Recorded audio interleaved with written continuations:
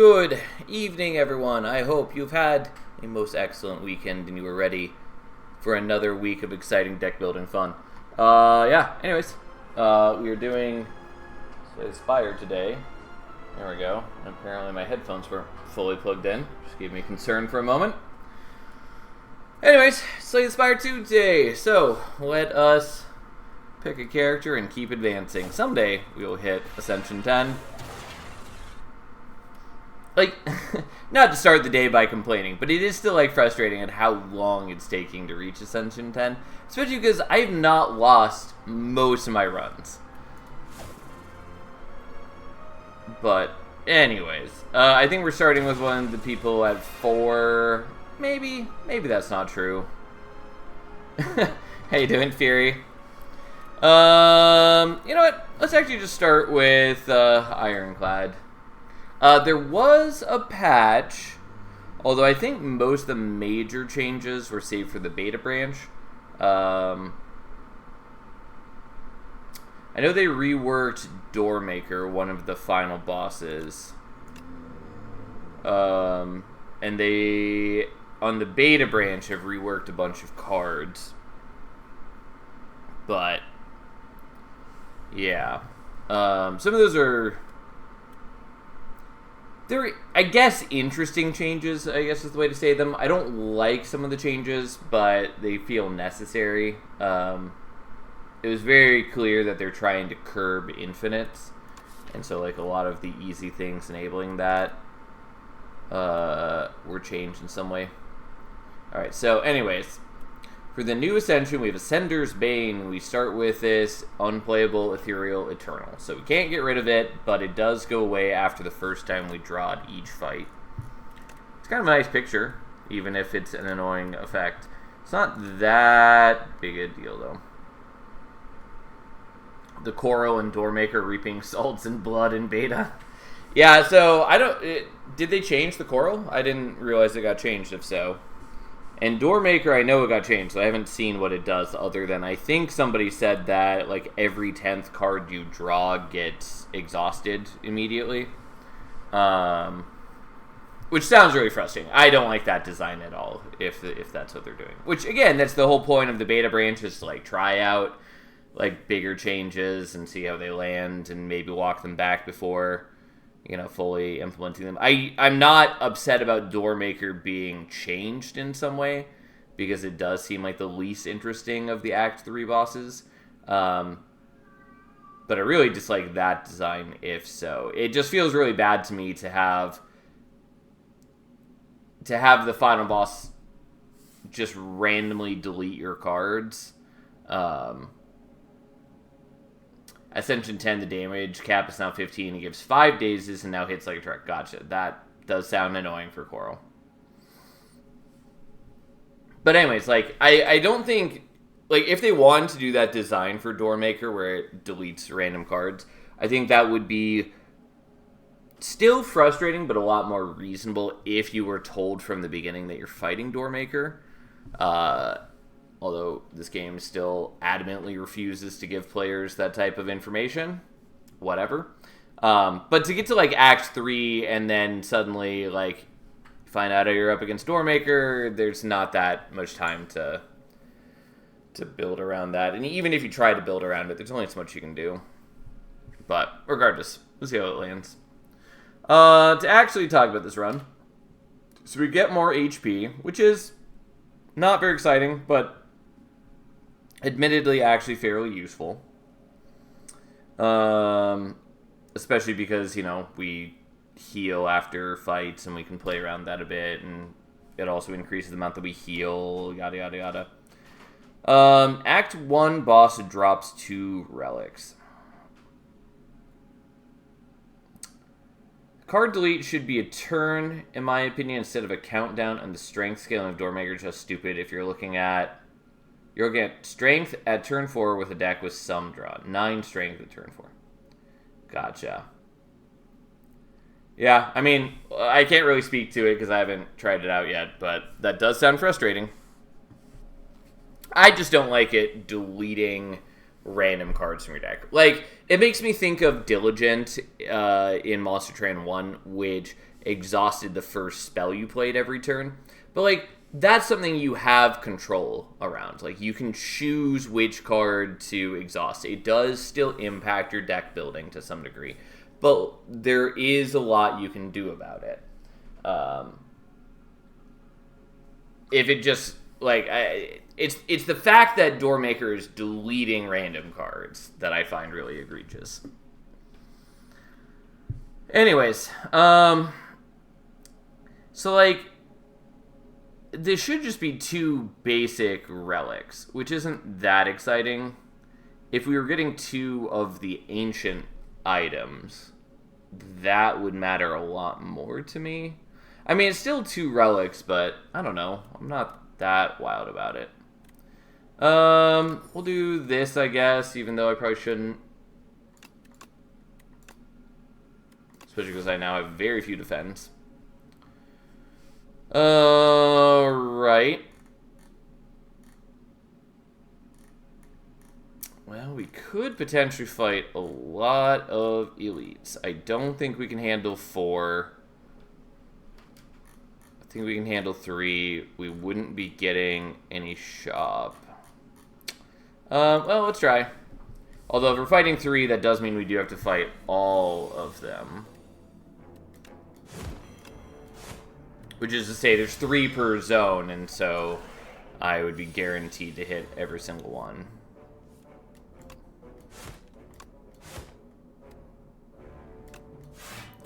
Alright, well, we'll block most of that and try to finish him off next turn.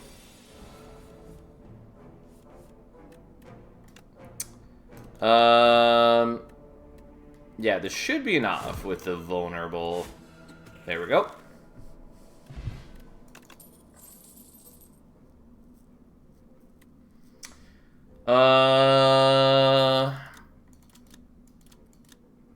Maybe. I'm not, like, that wild about it. Although I guess it is the next attack you play, not the next attack you play this turn, which is how I keep kind of expecting this to be. Sword Boomerang is nice. I kind of want to just take Iron Wave. Yeah, sure, we'll do that, I guess. I haven't actually used Iron Wave yet. It's not very strong. I kind of like the idea of it, though.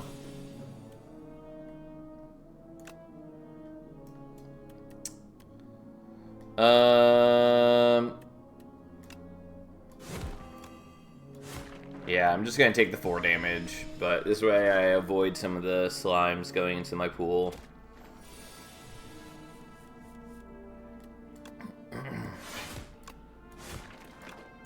Alright, well, still going to take a chunk of damage. Oh well, these things happen.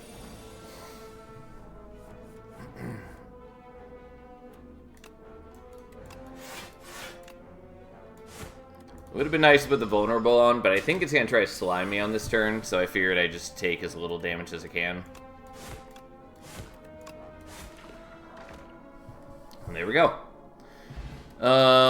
Explosive Ampule I don't love, but it is useful against one of the elites. So I do appreciate that. Grapple's kind of cute. Don't think we want Anger. I guess I'll take Flame Barrier. I don't know. Flame Barrier, again, does feel less good in this game, since you are not guaranteed to gain, like, an energy relic. Do I want Clumsy? Normally I wouldn't be that concerned about it, but I'm probably not. Oh, I guess I am hitting a shop. I'd have to get past 2 elites first, and that seems a little concerning, but let's try it. Fine. Orichalcum was not my favorite pull there. But, that's what we got.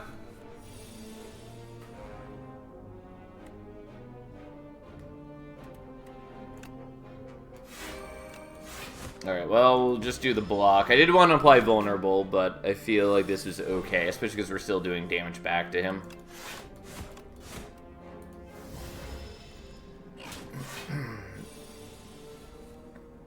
Please give me the bash. No. God, that was a really bad draw. Because, like, that was the turn to just attack into him, which would have been appealing, but we couldn't. But there's a good chance we kill him this turn. Yeah, because that is enough between these three. And also, we could have just used the flame barrier to block everything. Kind of like the bloodletting. We're going to take breakthrough because I really would like something that damages all enemies. Okay. Let's pop the power potion immediately.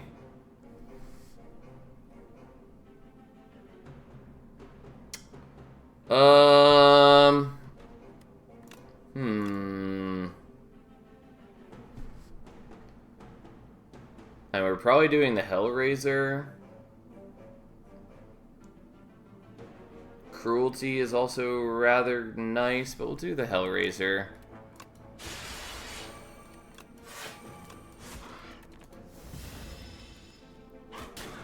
I don't like have anything to like combo with it particularly well, but still.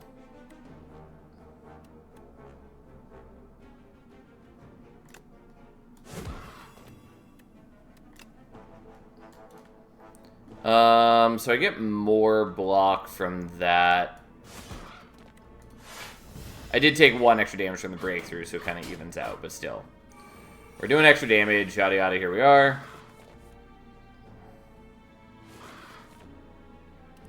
But anyway, so like the Hellraiser isn't like super impressive for us, but it does free me up to do some extra blocking, basically. And also makes it easier to like play out the bash and all that.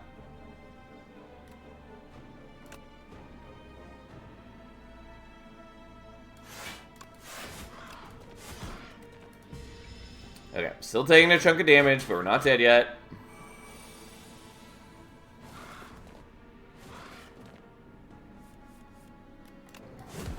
Okay.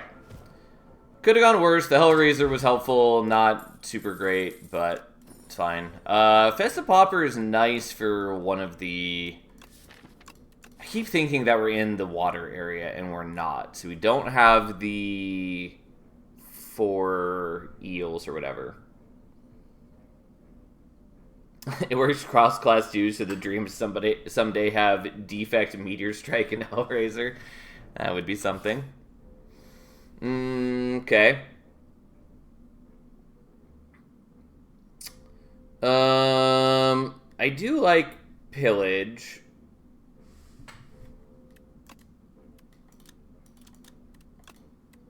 Fiendfire. I mean, I like the idea of Fiendfire. I don't have any of the exhaust synergies yet. Obviously, you don't actually have to do exhaust synergies with Fiendfire, since you can also just use it as a way to thin your deck mid-battle and do a chunk of damage. Which, like, does make it probably worth taking. I'm just a little wary of taking it, but I probably should be doing that more often.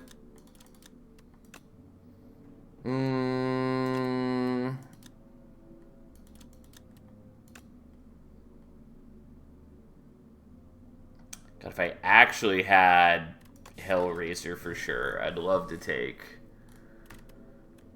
pillage. I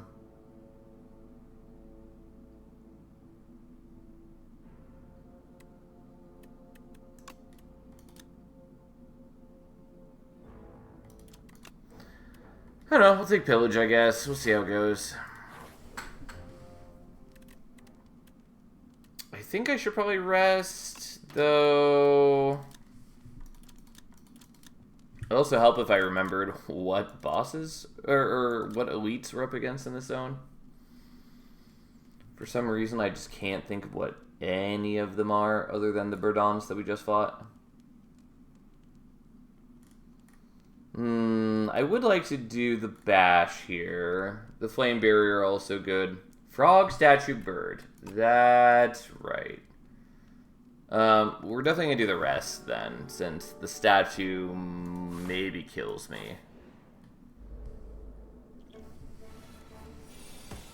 Okay, well, unfortunately you block the vulnerable, but whatever. Well, not many choices on this turn.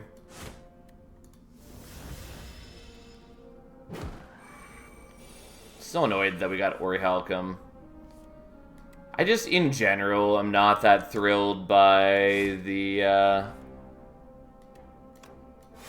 artifacts in this game. I find them on the whole fairly underwhelming. Like, there's some cool ones, but I want them to be on the whole just a lot more interesting, a lot more build around kind of potential.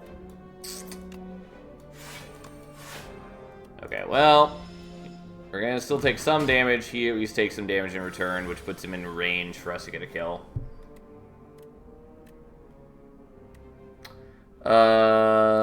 Yeah, that is enough. Just had to make sure because the Iron Wave does do less damage. Just want to make sure I wasn't, like, mistaken. What are you? Draw 2 cards, start of your turn, exhaust the top card of your draw pile. Interesting. 4 damage twice, exhaust a random attack in hand, add its damage to this card.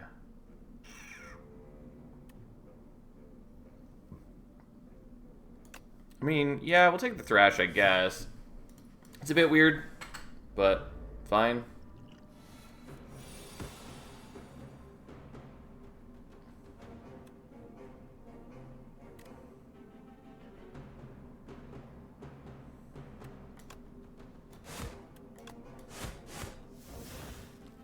Oh, it doesn't do that until after it's done the damage. I mean, that makes sense with the way that it's written. I just, for some reason, was expecting it not to be the way. God, this is not a good start. I mean, like, we knew this was a possibility when I've got 2 curses in my deck and all that.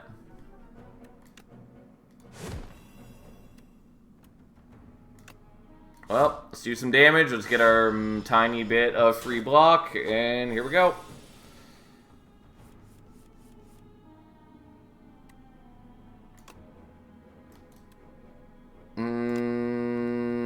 Do I want the flame barrier?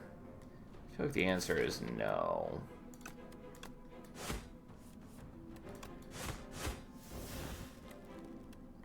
Oh, I forgot that I had enough to play that. And I shouldn't have played that, because I would have blocked 1 more from the Orichalcum.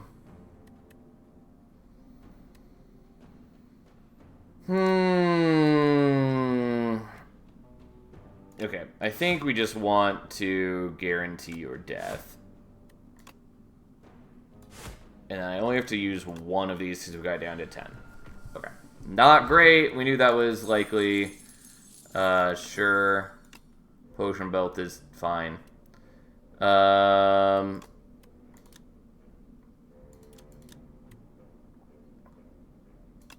mean, I kind of like armaments. We're going to take True Grit, though.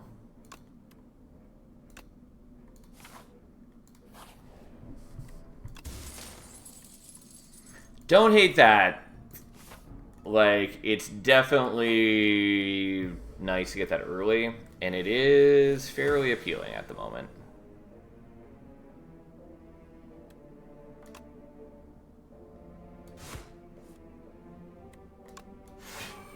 Oh, not the most exciting. Suppose I could have just let the Orichalcum block for me. That's what I should have done. Just wasn't thinking about it.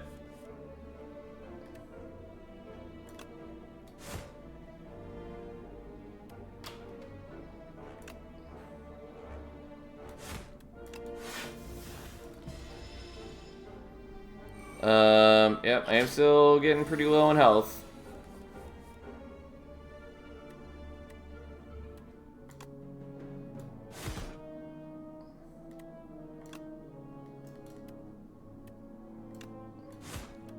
Okay, we're just gonna do this and do that because I can't really afford to just take all the damage. I do like Stomp. Sure, we'll take that for reasons. And then we're definitely going here, which heals me.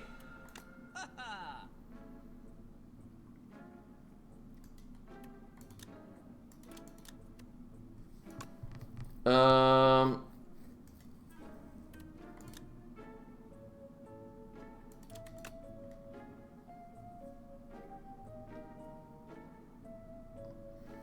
Play 3 random attacks from your discard pile.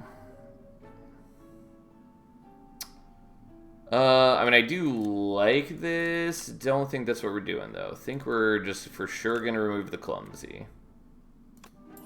Because it has been a problem. I think we probably want Ashen Strike and Evil Eye.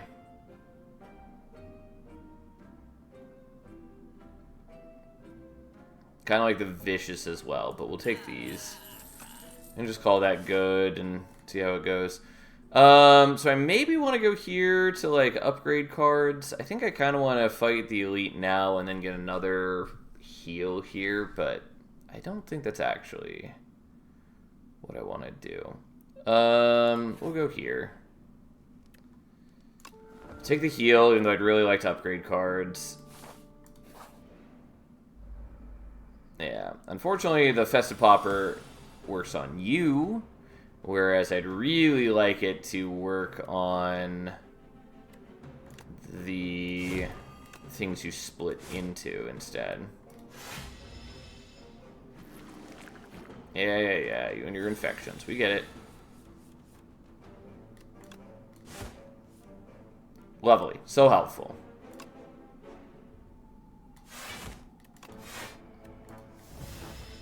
Alright, well, we take a little bit of damage. Not too bad yet.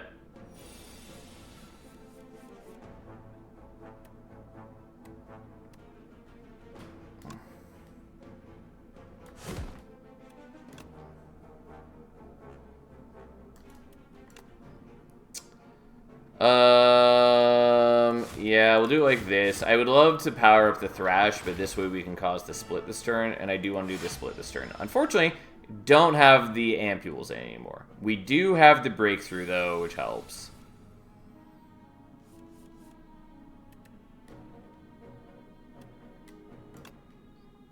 Yeah, because then I can just... I can't math, apparently. But I can kill one of these guys.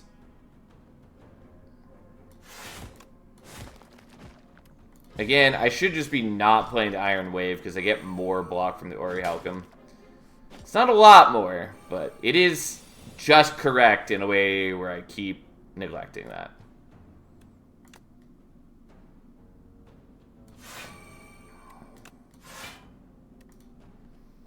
Okay. We are taking a little bit of damage, but that also returns a little bit of damage to them. Would love to have the Flame Barrier upgrade. Would love to have a lot of things upgraded, frankly. Well, isn't this just dumb? I'm blocking everything I need to block at least, but it does feel stupid.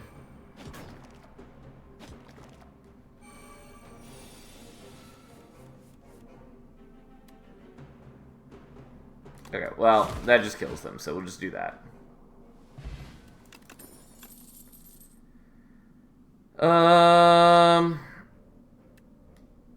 I guess I'll take another Flame Barrier, even though it's maybe overkill and I'm having trouble playing things as is, but here we are.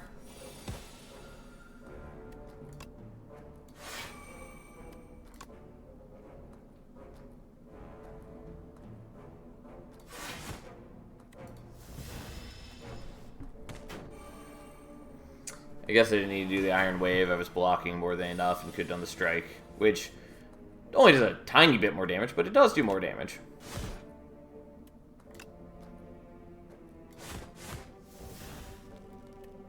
Alright, well, I get more block by not playing that, so let's not play that.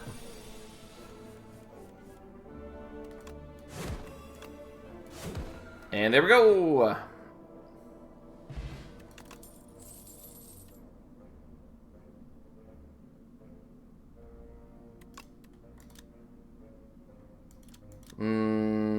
Second Wind is cool, but I don't think I can support it right now.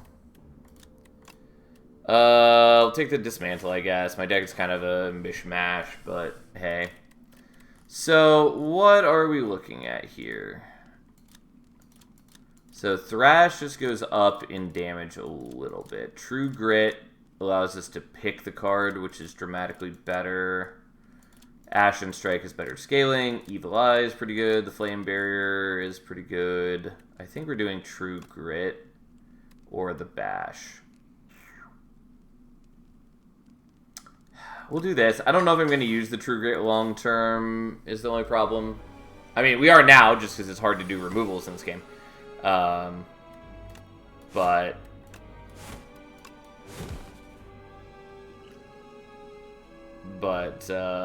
yeah, anyways. Yeah, the point being is that True Grit seems okay. Much harder to use, though. Or to use well if it's a random card. Do I want to do the Mausoleth's Gift? I mean, I've got a decent amount of HP. I don't have a very, like, refined deck is the problem.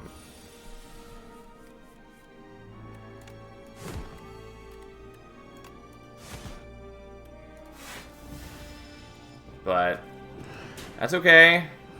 I do kind of wish they had upgraded the Bash, because 3 turns vulnerable is substantially better than 2 turns vulnerable.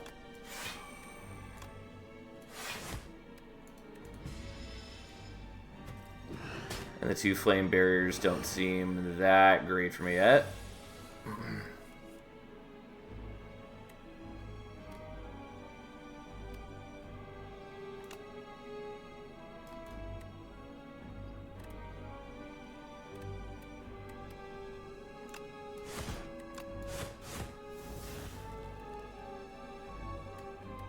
Yeah, I probably should have done that differently, but here we are. Yeah, I am bleeding out pretty fast, which is rather concerning.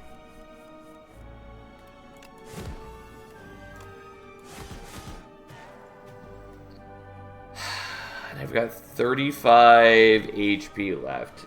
Maybe I should still pop the potion.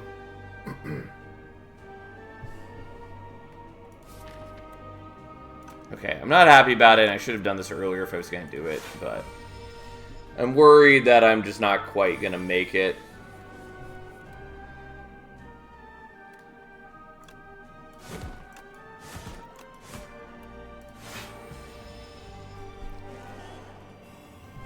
Yeah, do the ringing, we know.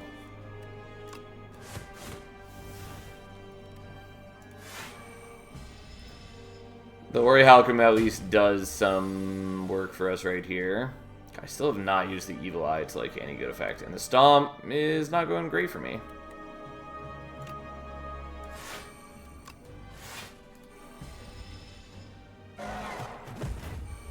But it could be good later.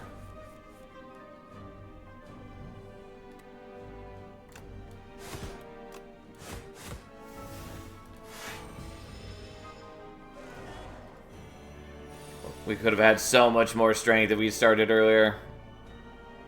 Well, he's dead either way. Anyways, not in love with having used up the potion. We probably didn't need to, actually. Because I could have taken one more hit there and all that.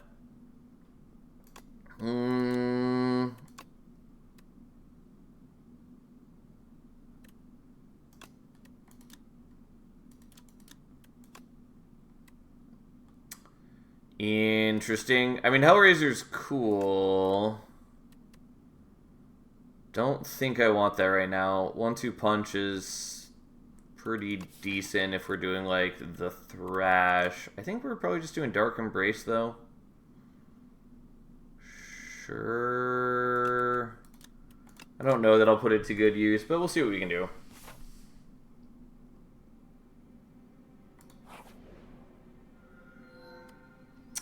Two common cards, 2 uncommons, 1 rare. I mean, maybe.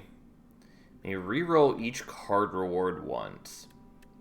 I mean, I do like Black Blood. I think maybe we're just doing this. Yeah, it's not like my favorite thing, but it does help a fair bit.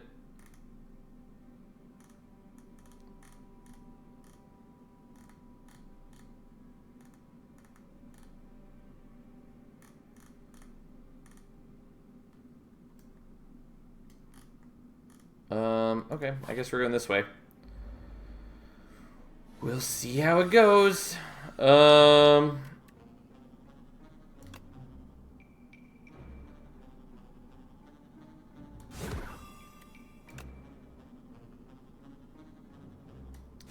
I don't really need to block. We get the 6 block from this, and I'm healing 12 after the fight. Just getting a big chunk of damage on him seemed helpful. Really need to stop having these turns, though. Like, this is frustrating.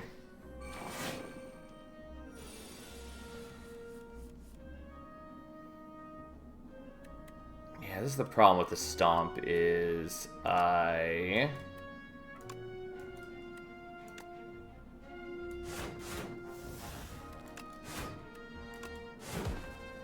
Yeah, I probably shouldn't have just taken all that damage. I almost certainly should have played the Flame Barrier. I got caught up on my own hubris. It's fine. We'll make it work, I guess.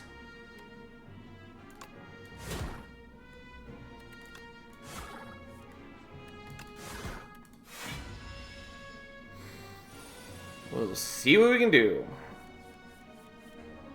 Also, I'm disappointed in the Iron Wave. Like, I took it and was excited to use it for once. It has not done a lot for me. Alright, well, we have to do that one to get the kill. That's fine. I took a lot more damage on that fight than I should have. Oh well, these things happen. I like doubling their vulnerable, but the problem is I'm having trouble applying vulnerable. Take another breakthrough, even though I probably shouldn't. I don't know. Here we are.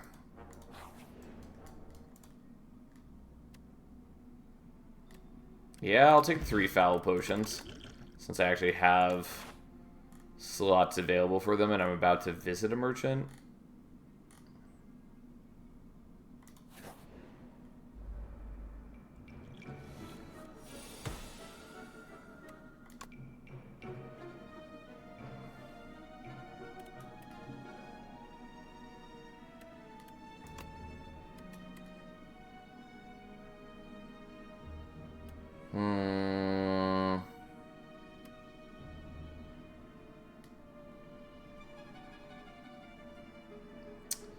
Not blocking everything no matter what.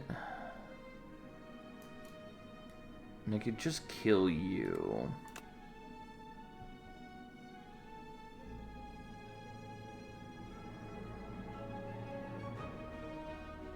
Well, we'll still do this, and then do that, and then whatever.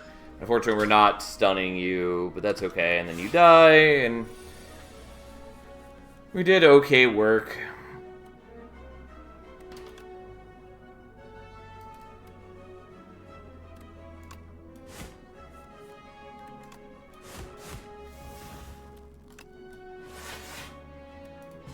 I may as well just go for the block. I could have killed him if I'd done the breakthrough that turn, but there's no reason to do so. There we go.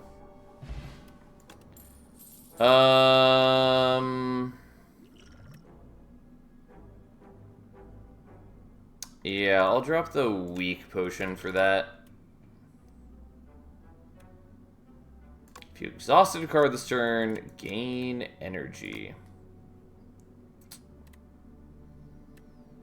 Yeah, I do think we want that in a world where we're using Dark Embrace.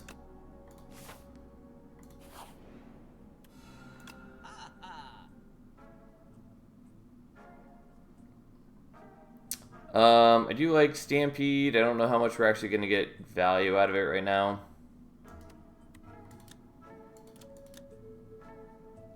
Shockwave is sort of nice.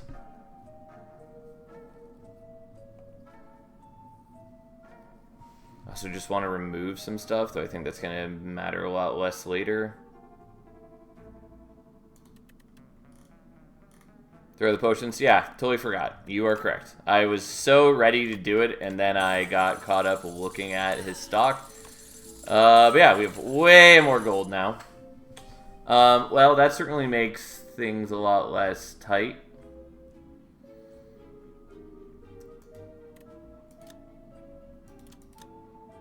I wish that instead of retain, this got innate. Like, I just want something like this to be... I mean, I don't know. It's fine, but... I mean, the Paper Frog seems pretty appealing. I think I maybe do Shockwave, Paper Frog, and the card removal. The Regal Pillow is also okay. I think it's a lot less necessary since we already took Black Blood.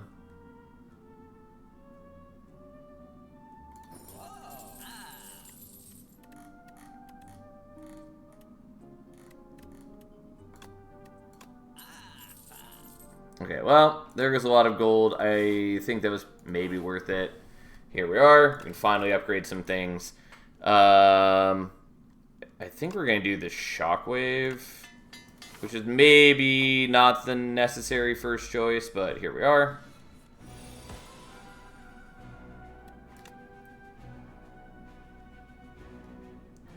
Forget about Shock and Awe, we have Shock and Frog. Alright, well, I get some garbage, but hey, here we are. Ow.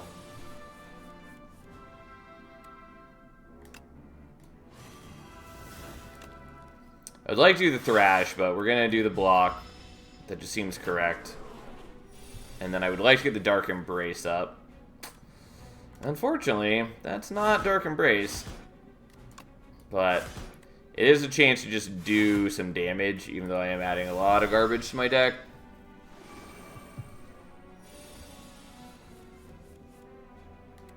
Well, we're not going to miss the chance to do the Flame Barrier. I'll tell you that right now. I will take more damage, I guess. Also, the Pillage probably would have been worth doing, since it would have let us to draw through all the dazes. Well, potentially. Or, never mind. I was thinking about it the wrong way. Anyways, we'll do this. And then we get a bunch of energy back. And he's dead, and it didn't matter. But, there we are. Don't hate getting some more potions.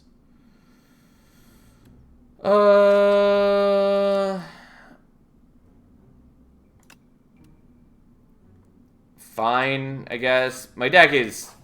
It is a mishmash. Let's be very clear. But it's my mishmash. Anyways, we're going to make this more playable. I wish, again, that it helped us draw into it faster. Oh, well. Akabeko is whatever. Don't hate it.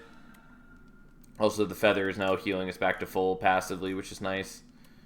1-2 punch is probably worth it. The flame barriers are okay. I like the Ashen Strike too.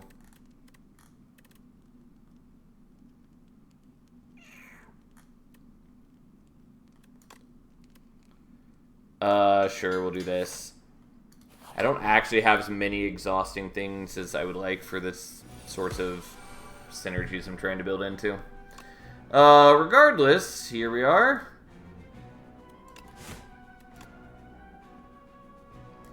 I forgot that we have Akabeko, in which case I probably just would have done the Stomp immediately. And by probably, I mean I definitely would have, had I thought about it. And we literally just got Akabeko. 1-2 counts as a card played for relics and probably Stomp 2. You mean the second one? Like, when it doubles up the card. Like, yeah, I'm not surprised by that.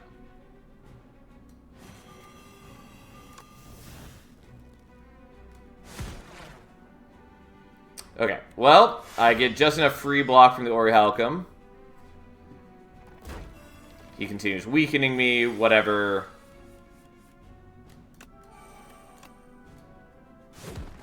Ta-da! Here we are. Come out of it in not bad shape. Upgrade attacks deal 3 additional damage. Okay. Not bad, especially if we upgrade the Thrash. Because it goes from just being a 2 attack upgrade, which obviously is 4 damage because it hits twice.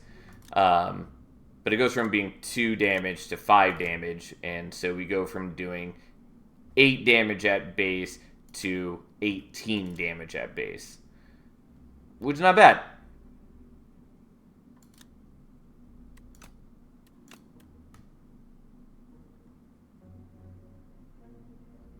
That relic with defect ball barrage goes nuts. Yeah, I can imagine.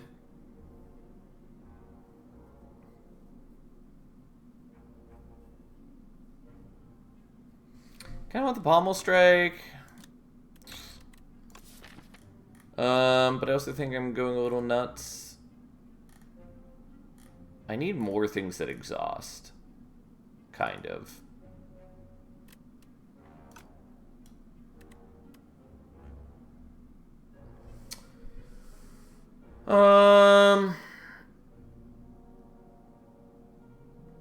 I'll just skip, I guess. I should maybe take the Stampede, even though it hasn't mattered a ton yet. Whenever you play power, 8 damage to all enemies. And I've only got the 1 power currently.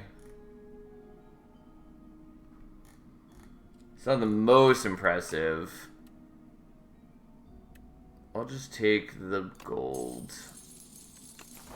Someday I'll take the wisp.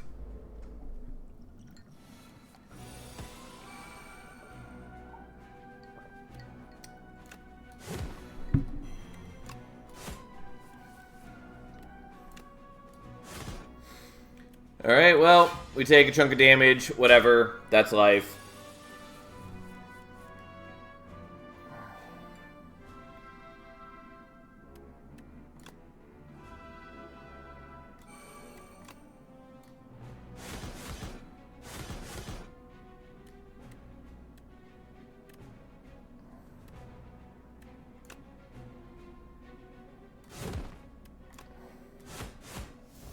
Sorry, Stomp.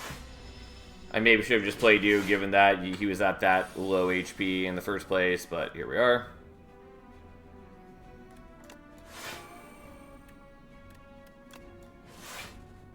Well, we're still taking damage, unfortunately. At least he wears off the block first. And again, like, I'm not too worried about taking damage, since, like, we just have a chunk of passive healing. You know, I've got the black blood, so I heal 12. And I've also got the feather, so I heal every time I go to a rest site.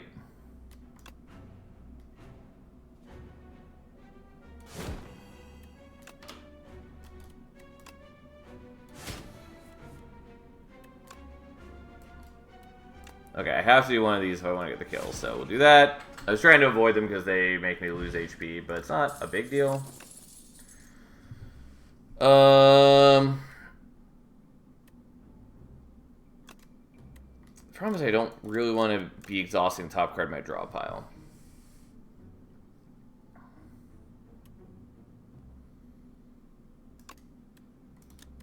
Could take Anger.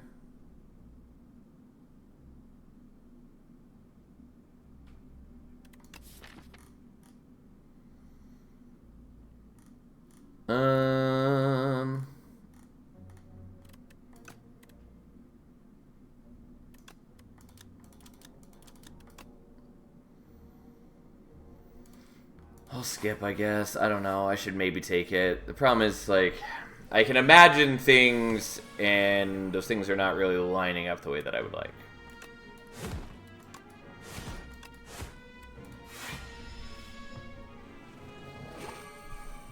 Yeah, would have appreciated the breakthrough this turn.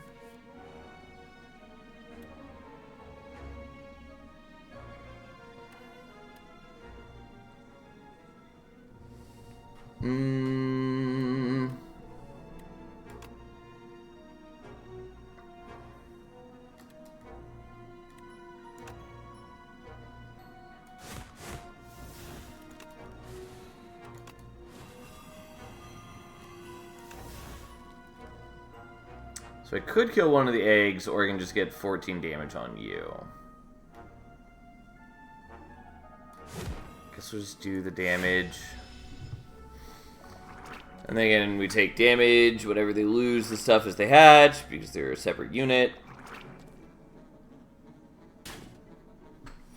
Not in the greatest shape. Though the Stomp is fairly appealing.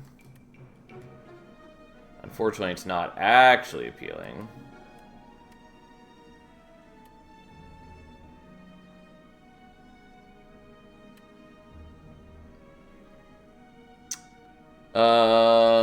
And they're doing what?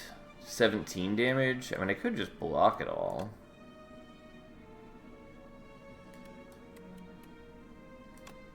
Or I could do 28 damage and then another.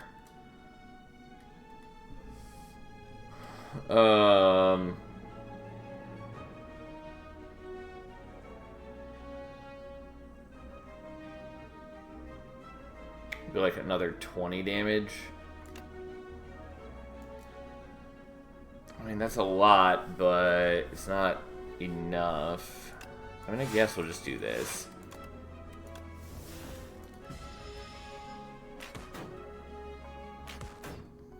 Unfortunately, I assume you're weakening me this turn, which is annoying. Oh, no, you vulnerable me. Okay.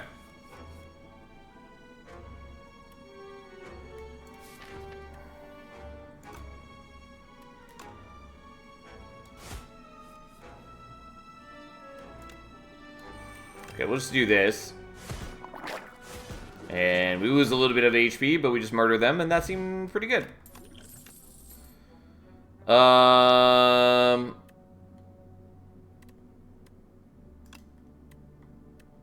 Fine, I'll take the Twin Strike. I don't know. I'm going mad with power. Not in a particularly helpful way. I do think we upgrade the Thrash now. I should also probably upgrade the 1-2 or the 1-2 punch, whatever it's called.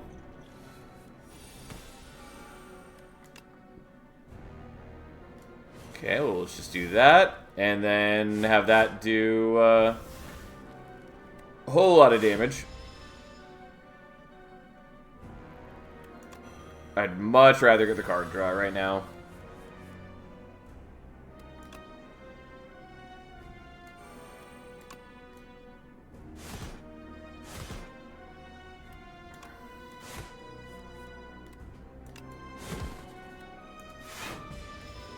I didn't realize that the Orichalcum would proc and then immediately get destroyed by that, which is fine. No, not concerned about that. Okay, so like the drawing well, exhausting is nice, although I'm not actually exhausting that many cards.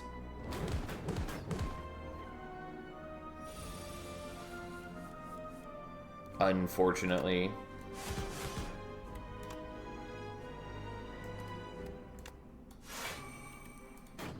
Okay, we'll at least take a little less damage. He does heal some, and unfortunately our vulnerable is starting to wear out, just because we're not getting through this fight particularly fast. Yeah, I really don't love these turns, but whatever. At least that does decent damage. And then we are actually better not playing those, because then that gets the full block for us. Take more damage. I need the card draw, kind of.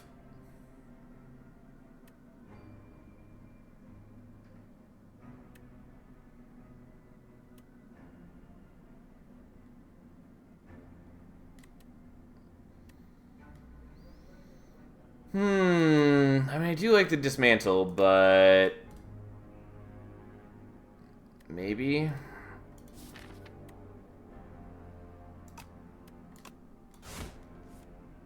Well, this is certainly not what I wanted to draw, but that's fine.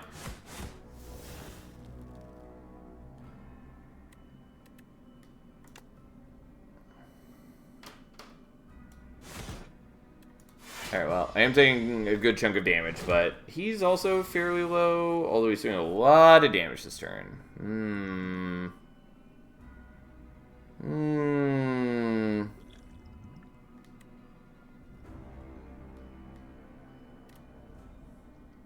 Maybe I underestimated him.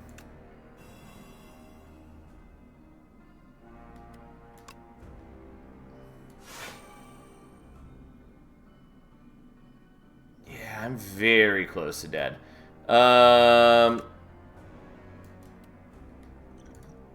Okay, well.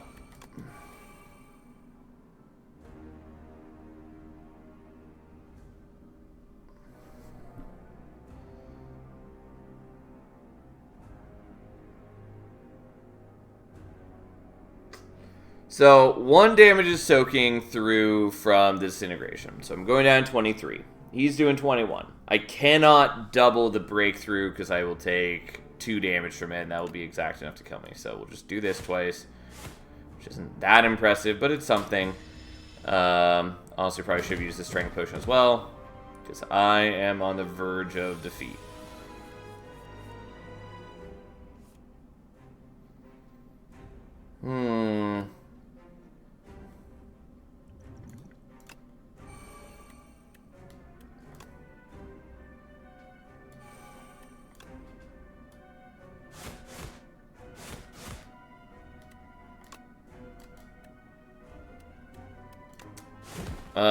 Yep, nope. I let my hubris get to me, and we died.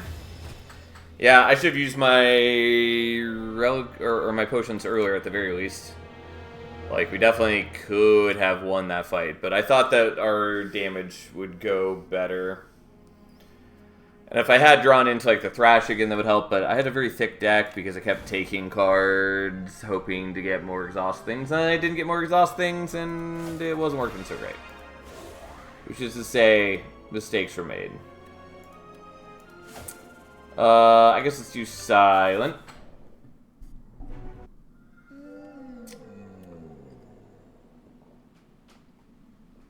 Yeah, Fury's fine.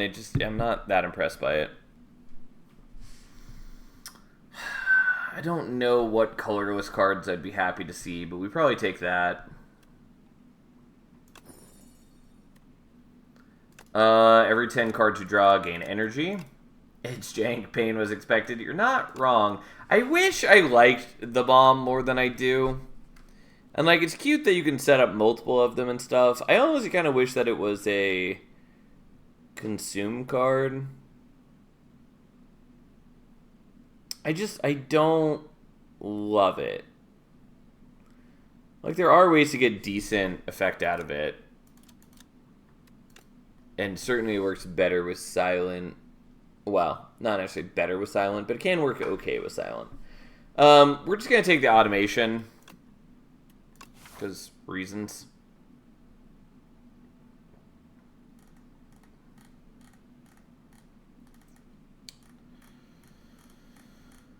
Okay.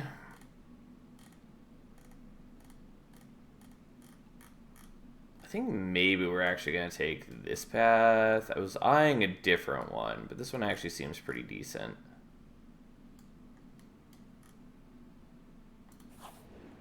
Anything that says draw is good for Silent too? Yeah. It is fairly good. Especially because it's not just like extra cards drawing during the turn. It's just cards drawn total, so it should count our beginning of turn draw as well. Whatever. 1 damage soaks through. That's fine.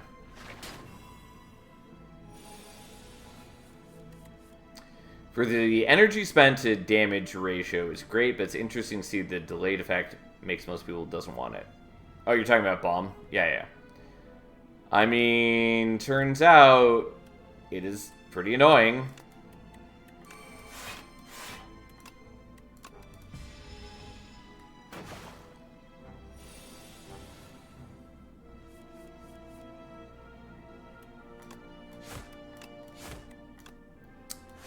Yeah, unfortunately, we're just 1 away from killing. I could have just killed him this turn. And, well, not necessarily true. I was going to say I could have killed him if I had attacked the last turn instead of playing the automation. But that's not true because I was weak, so it would have done less damage anyway, so I still would have been a little short on damage. Anyways, this is a turn that doesn't matter.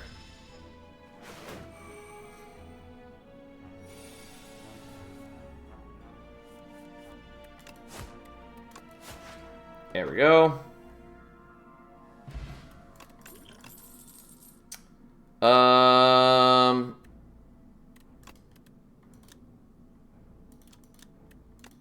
Maybe want the expertise. Leading strike, I also generally like. I think we probably want expertise. Maybe.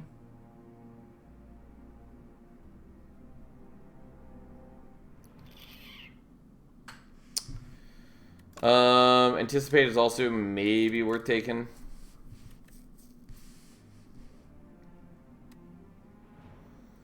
I guess I'll take this.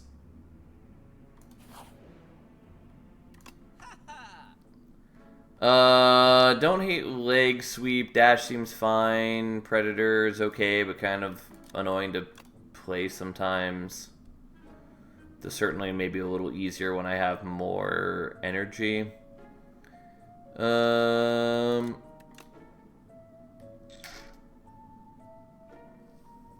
Screaming Flagon. I found out that if I put a block enchantment onto Anticipate, the Dex takes effect before the shield, making it a very cost-effective card. Interesting.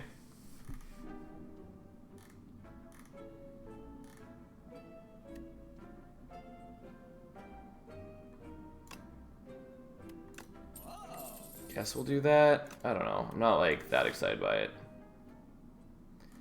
I honestly kind of want to go for the 2 basic fights so I can get more card drafts. We'll do this. Don't think we need another colorless card. We'll take the 1 of 5 because there's probably something we want. Discard 2 cards, add 2 shivs into your hand. I mean, I definitely want the backflip. I also kind of want the hidden daggers. But we'll take the backflip. It's just directly useful for me.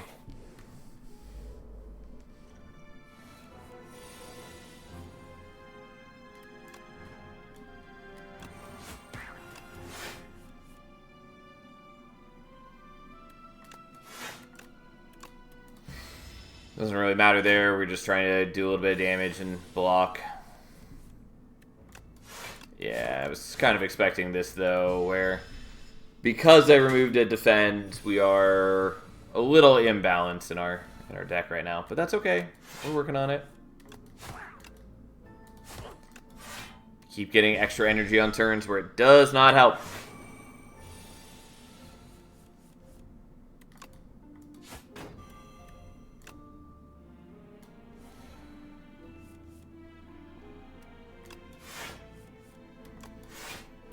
Okay, well, we get a little bit of damage to soak through.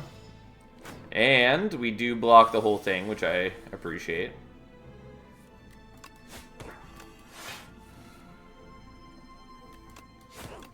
And then we have just enough for the kill. Definitely could have blocked it if I needed to, but we didn't need to.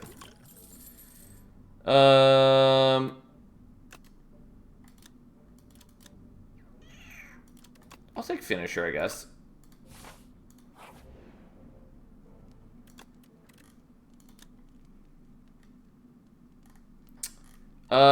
There's a lot of things I like to do. I'm going to start by doing this just so that it's for sure always playable. A lot of other things I'd like to do too, but it just is nice not to have to worry about it.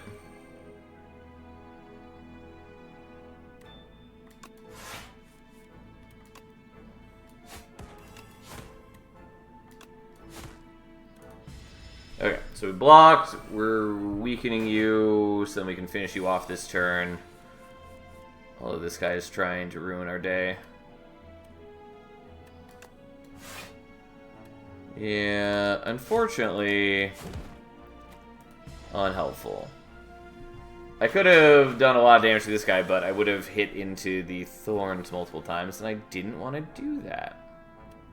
Funny enough.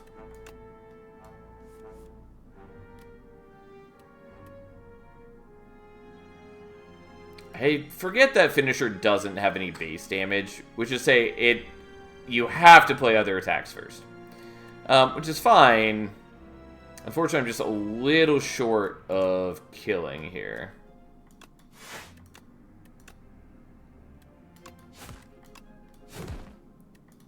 Which makes the Finisher not very impressive. Oh well.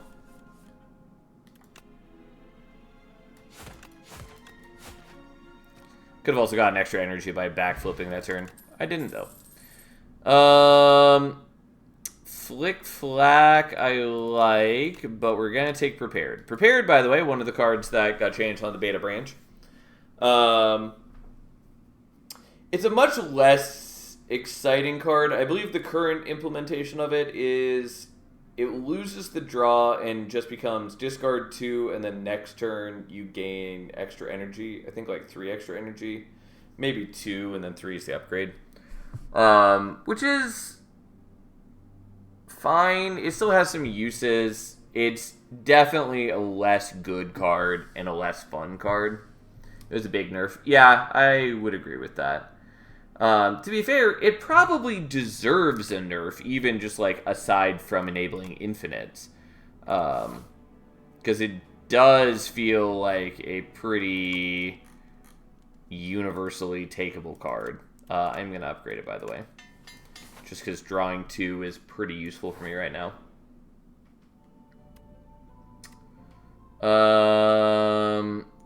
Fine, I'll lose the max HP. It's a lot of max HP to lose, but I do like having every block card from here on after just be better.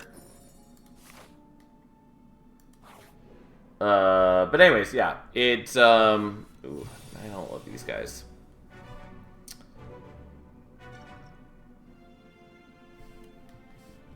But anyways, yes. It probably deserved the nerf, even if it is painful. I don't really like the gain energy next turn aspect of it. I would love to see that be something different, but we'll see. Okay, we're going to do that just to help weaken you some, I guess.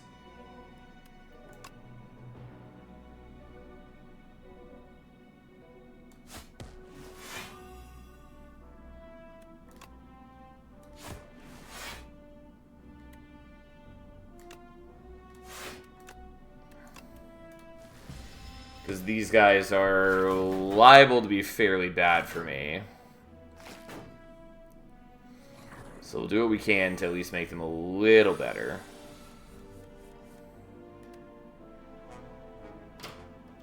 God, I can almost kill you.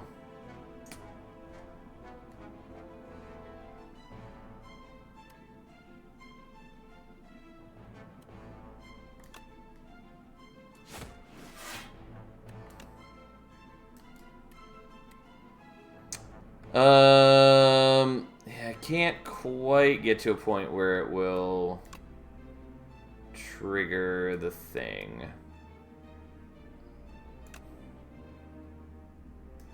I think I probably just have to take a bunch of damage this turn. Unfortunately, that puts him down to 1 with the poison. So it's just not quite able to kill him. Which would have been nice, would save me 7 damage. At least he dies naturally this turn, but still frustrating.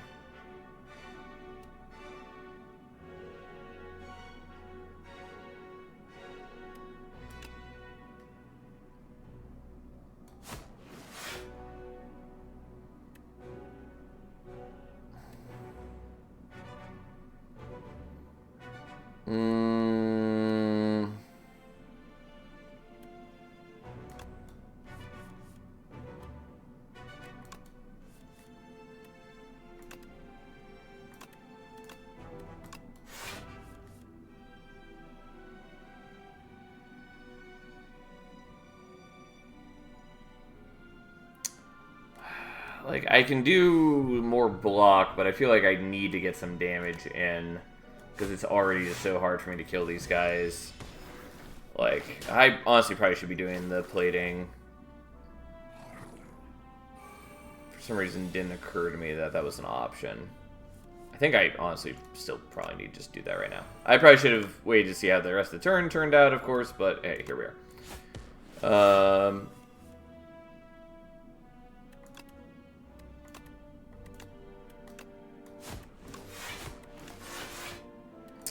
Had the extra energy, didn't matter this turn.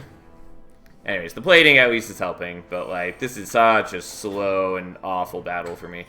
I have no AoE, I have a really tough time getting through their armor, or their block, whatever you want to call it.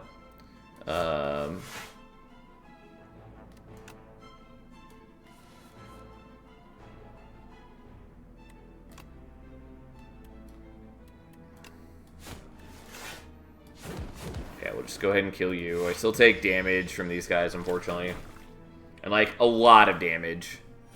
I am in bad shape, but more of them we kill, the better it gets.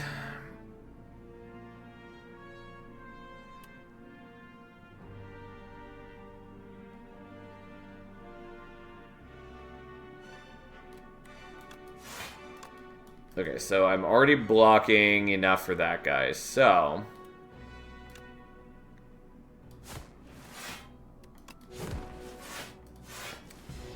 here we go! Okay, so you're not attacking this turn, which means I can just kill you. So that's what I'd be getting next turn.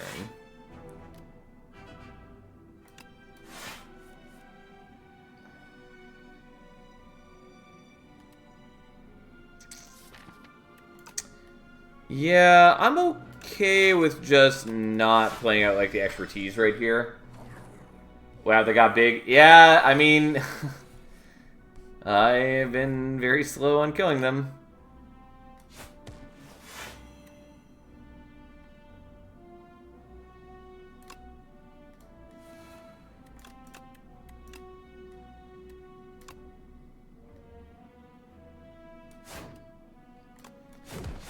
Oh god, they're finally dead. It was really bad for us.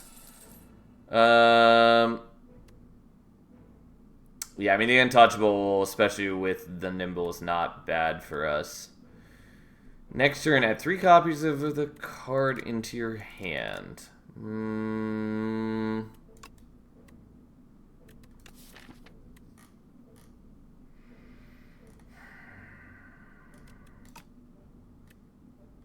I mean, there are some interesting things I can do with that. But I'm just going to take the untouchable. I think I need the block. And I think I need to heal, even though it's not a ton of health since I have the lower max HP. But whatever, we're working on it. Okay.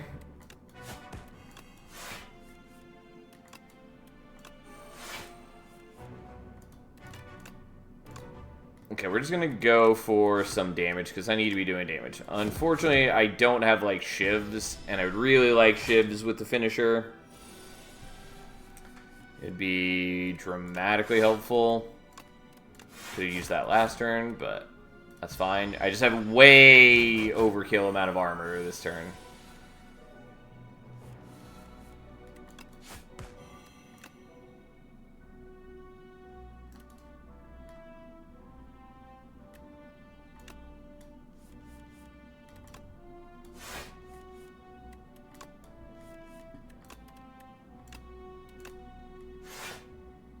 Okay, unfortunately, we're 1 off from getting extra energy, but we'll still do that. It's just that, like, the finisher is not as good as I want it to be.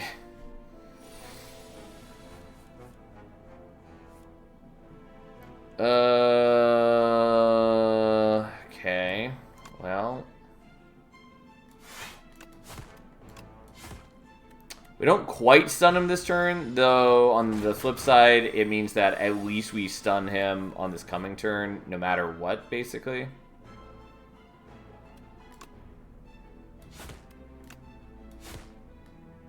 Okay, so I automatically get the extra energy this way, so then I can do that, which then also means the finisher hits an additional time. It would be nice if I were, like, applying vulnerable, or the finisher was doing more damage. But here we are.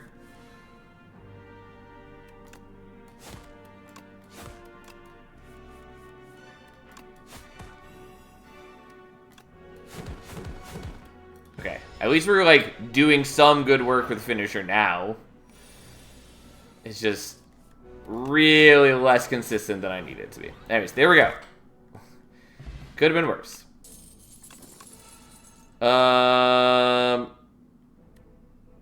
Another untouchable is probably what we want. Speedster is also pretty cute, though.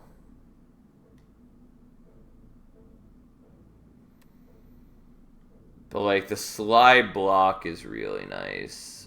I don't actually have that many sources of discard, but it's just still really good. I do really like the idea of Speedster and all that. We'll take the Untouchable, though. I think I just need it.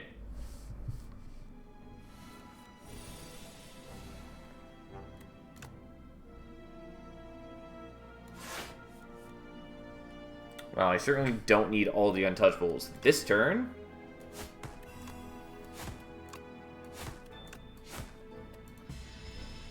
Would love better damage, but hey. Our power is unmatched.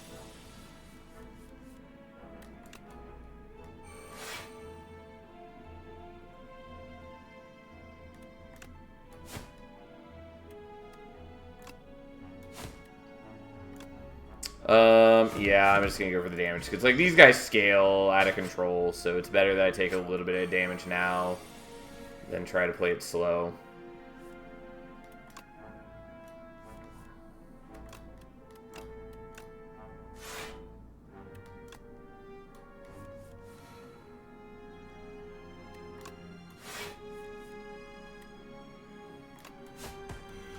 Okay, so you're just dead. We're already blocking enough, and that is a chunk of your health gone.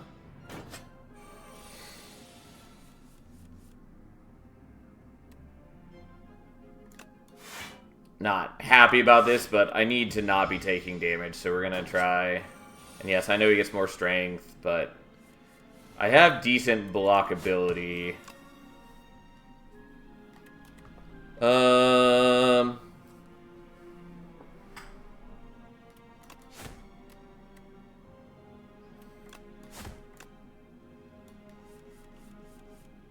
Okay, yeah.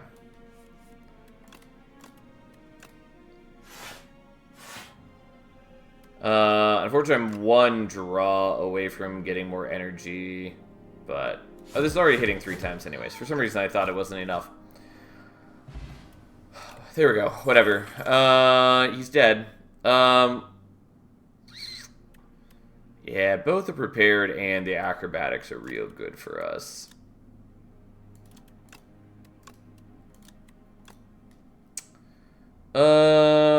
I mean, I think I lean towards the Acrobatics, maybe. Nah, I'll take the Prepared. Oh no, hit them goblins.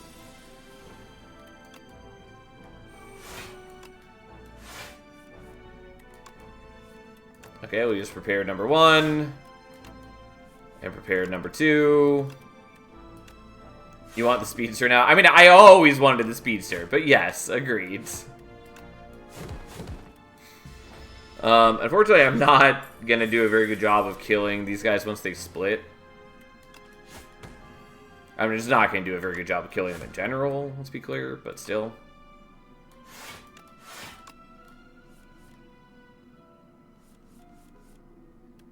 And ditch Finisher. I mean, Finisher could still do some good work for me, but yeah, at the moment, it's not doing great.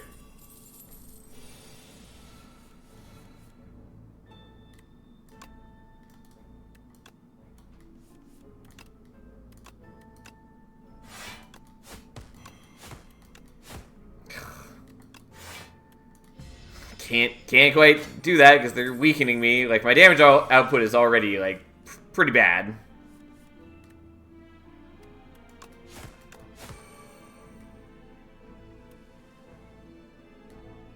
So I will get energy for doing this. Yeah, and that means then I can also play this. And then... Like, I could have just killed him, but I think we wanted to bring him low so I don't have to lose the 60 gold that he stole. And I can probably block the damage you're doing. Yep, we should be fine. Especially with double untouchable.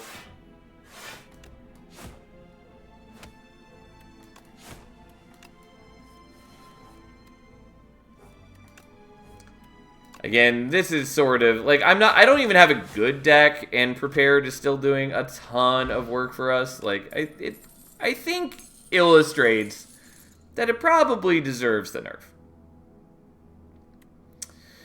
I mean, I do like this.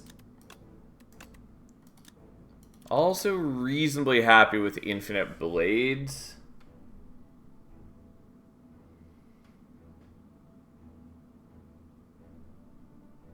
I maybe want to up my sleeve, though.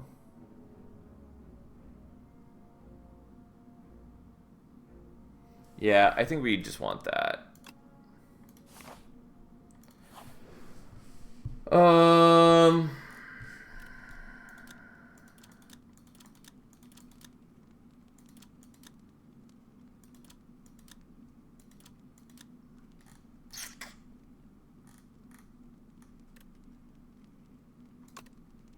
Okay, we're gonna go for this instead of healing, and that's probably fine.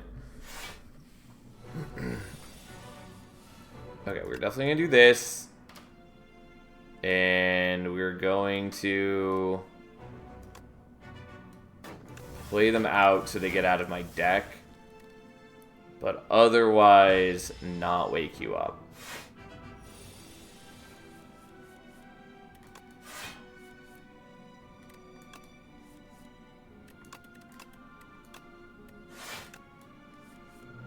There we go. Okay, so there's the automation.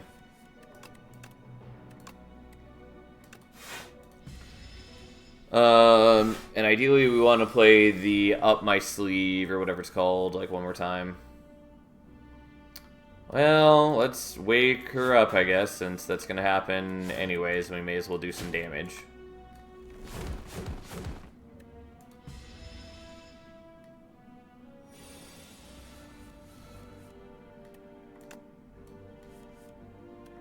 I suppose I should have done the backflip first, but hey.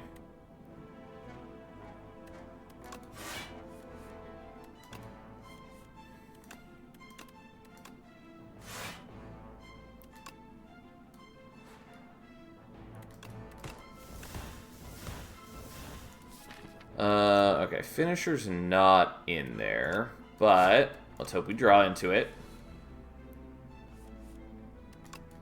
Again, this is why we took the up my sleeve, and also why we ensured that we got it down low before waking her. So now we can just play it every time we draw it.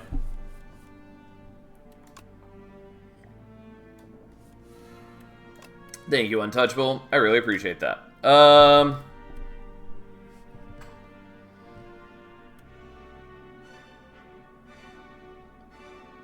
Yeah, I think I still just want to discard the block, though. Because, like, I need to be getting damage into her while I can. And I'm, yeah, with the weakness and all this, I'm only taking 1 damage. It's not a big deal.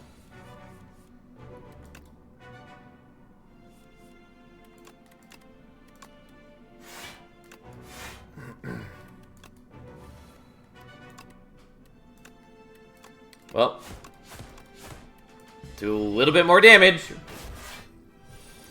Okay, now she tries to start debuffing us, which is partly why we've been trying to be aggressive in the meantime. Unfortunately, I do have some turns like this, which are not great. Yeah, but losing the strength is pretty bad for me.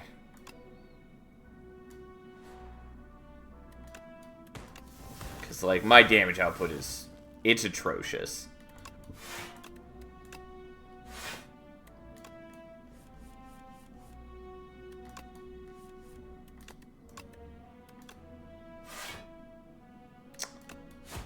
Well, at least this does 16 damage. It would have done a lot more. I thought about upgrading the finisher, and I kind of wish that I had. It's just like, if she debuffs me again, I just, like, cannot kill her.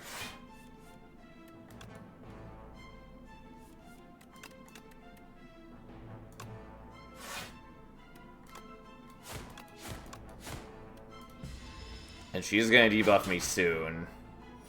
Yeah, because it's the turn after this that she'll do the debuff. Which is bad.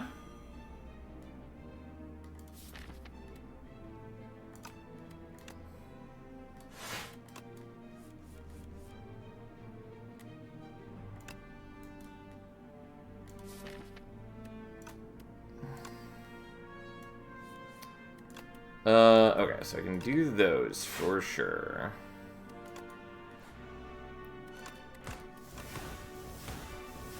This will get me extra energy, so we'll do it. And hopefully draw the up my sleeve again. We did not, but okay, fine. That's at least 20 more damage. Unfortunately, she does block this turn. Like, we're getting there, but again, when she debuffs me again in a moment, it's bad. Because there's no, like, minimum strength, basically. Like, my cards don't do a minimum of 1 damage when played. They can just do flat-out 0 damage. Which means now my shivs are going to do nothing, and my strikes are going to do very little. Also, all of my block is very bad.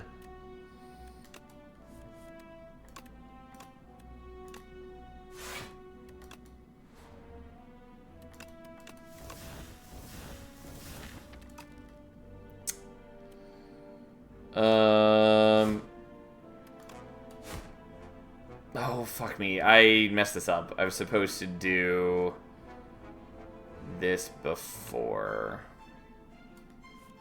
Because now I don't have enough energy for the finisher.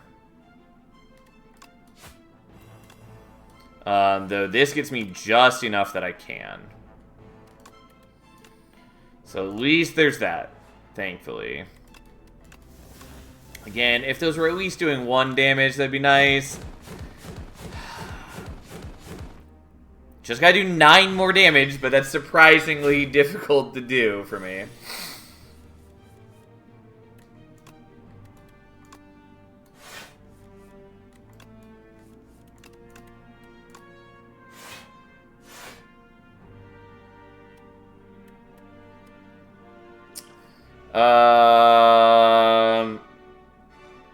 Yeah.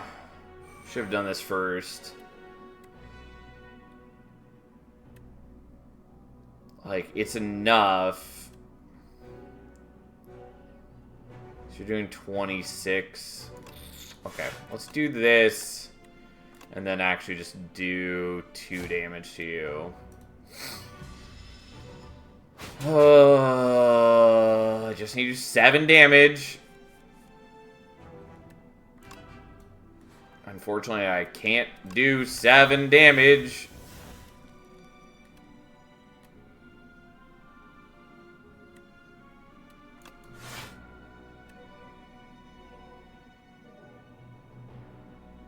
I mean, I just die here because I just can't quite get over the last hurdle.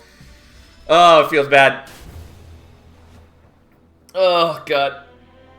Yeah, should have upgraded the finisher or something instead of doing the prepared. I mean, the prepared was good for me, obviously, but I just couldn't quite do enough damage.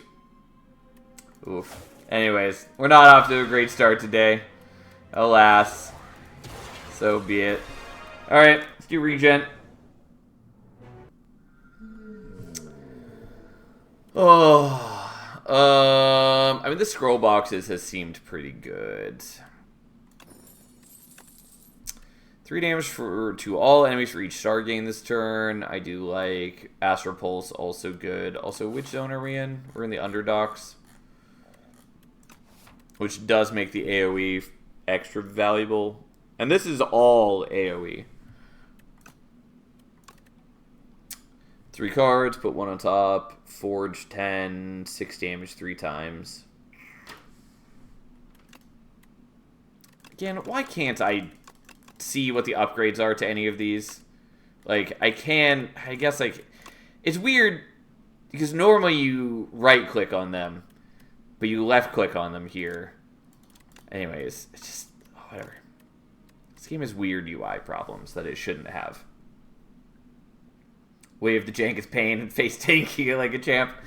I mean, like, again, I say this semi-often, but, like, I'm okay with losing in a game like this.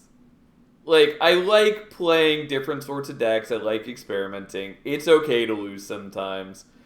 Like, I like winning, of course, but I have fun regardless.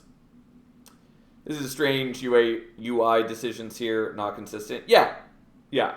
It's just like, for the amount of general polish that this game has, and just like Slay the Spire 1 in general, and the amount of time they've had to like work on this and think about these things and see how other games handled them, it's just bizarre to me the number of things that irk me like that. Like, why do I left click on these when right clicking everywhere else is how you see the upgrade to it? And like, I wouldn't mind if both worked, but right clicking does nothing here. And then also, like, when you're unlocking new cards or other places, like, you just can't see what the upgrades are at all, which is baffling to me. Among other things. Like, I appreciate that at least there's a view upgrades thing, but also, like, why isn't there a hotkey where I can just, like, hover a card and hold it down and see what the upgrade is? Like, Vault of the Void does that. Other games do that. It's a very helpful, simple, obvious feature to have. And yet we don't have that. And, like, yes, I'm being a little harsh, but I'm being harsh because this game is, you know, like, big name, and, like, they've had years to see how other games handle these things. I don't know. It just bothers me. There's a feedback button unleashed that Jank rants onto the devs. I have used the feedback a couple times. The problem is that by the time I'm done streaming, I am hungry and or tired, and I need to go to sleep. And I haven't been playing Slay the Spire 2 off stream, partly because I didn't want to like raise the ascension levels or unlock anything, and also just because I have a bunch of other things in my life that I'm not, you know, accomplishing that I should anyways. And I don't want to sit here and do the feedback while on stream. Either way, we're taking this pack. That's what we're doing. But yeah, there are a number of things I need to leave feedback for. I've done some, but definitely need to do more. We maybe will just take like this path. This path over here is also okay. I do like that it ends in a shop, but I think we're doing this. And again, it's cute that I can like draw on the map, but why can't I just like click on things to mark them instead of having to draw?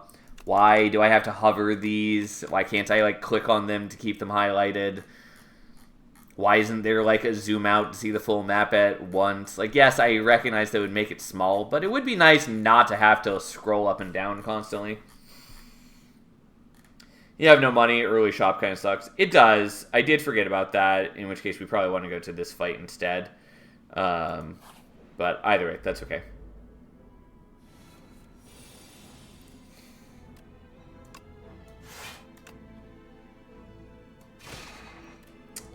Yeah, I'll let a little bit of damage soak through so I can get some damage in. There are mods for Slay the Spire 1 that do all those things you complained about just now. Yeah, I'm aware, but I shouldn't have to be using mods to get like basic functionalities.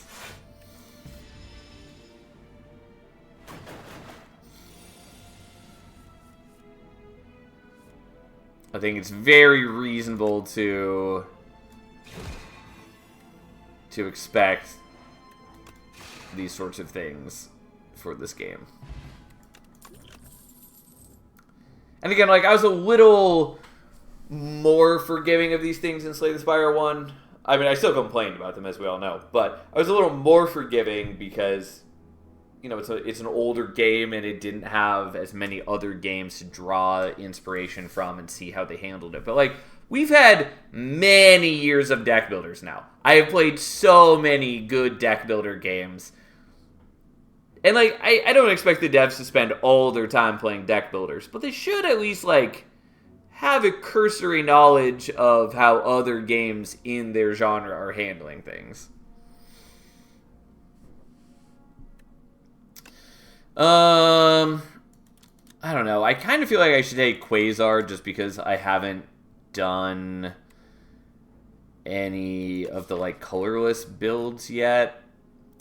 On the other hand, like Hidden Cache works a lot better with me having multiple star cards already and having the Radiate. I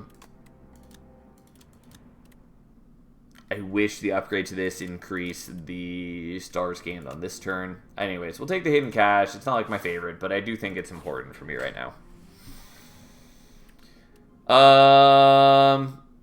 I don't really want the Greed, although it would be nice to take 600, well, 300 gold. I was thinking 600 because one of the options was the Greed from Niao, and it would have been cute to be able to do...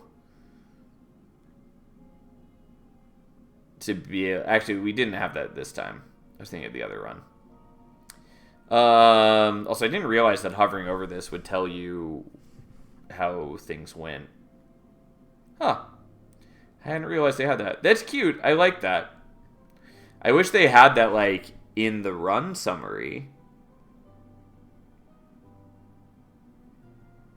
It seems like sort of an obvious thing to have in the run summary. I mean, I know it would be a little weird UI-wise, but they could just, like, allow you to view the map of Act 1, 2, and 3 at the end, which I'm pretty sure you can't do that in the run summary. Anyways, it's a cool feature. It's weird to me that you do. Whatever. Anyways, we're just gonna take the golds and not the curse. I believe the first purge is 75. I still maybe want to go here just to avoid the fight. I'm still gonna go here though, I guess.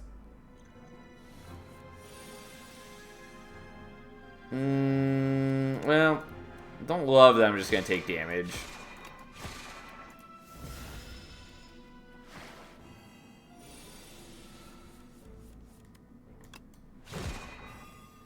You're not wildly helpful for me, Radiate.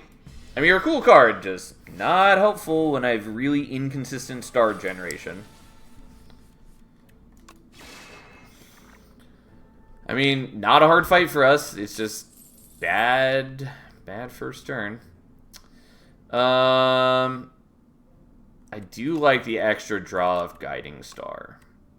I don't think I want it in general. We'll take Gather Light.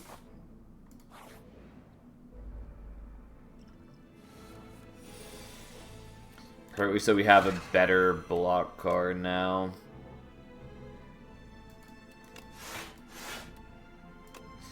I do want to do the strike, but I think it's important to get the extra stars. Because if I draw like Astro Pulse this turn, which I didn't, but fine. Would have been nice.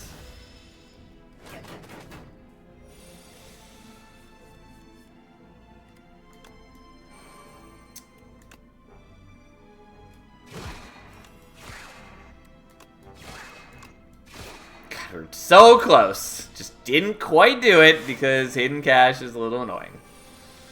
Whatever, fine. And yes, I know I could have made that stronger, but it was already killing.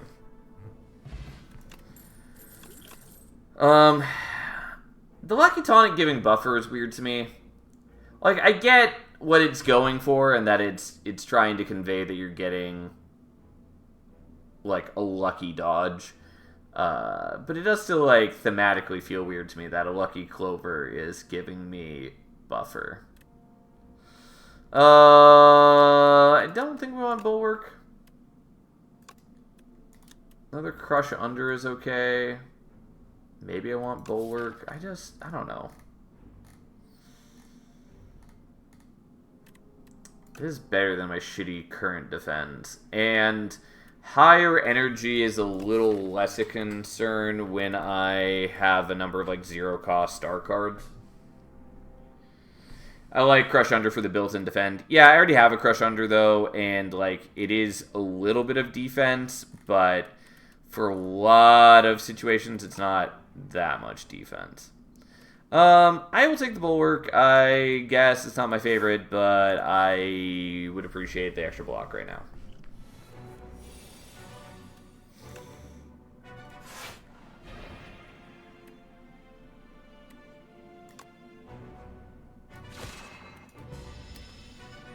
Maybe should have done the Venerate. Ugh, the fucking dazes.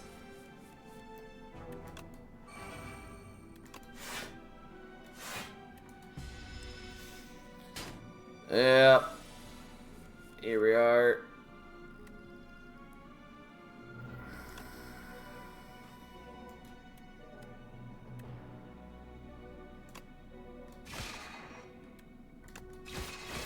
Well, we hit his max. Would have been really nice to have those cards spread out over more turns. Unfortunate.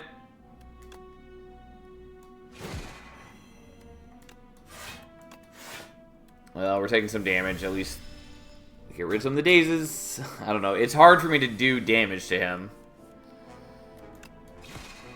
At least that does good work for us.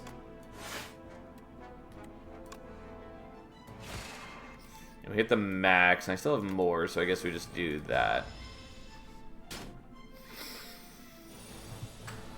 Unfortunately, he is a bad matchup for me. At least I can weaken him.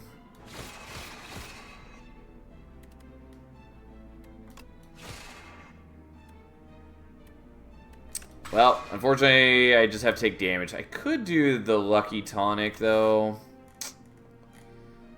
Honestly, I'm gonna do it. It's not my favorite, but dodging 14 damage here is reasonably good. And then, like, I have the kill with the Sovereign Blade. I just needed him to roll over to let me be able to do it.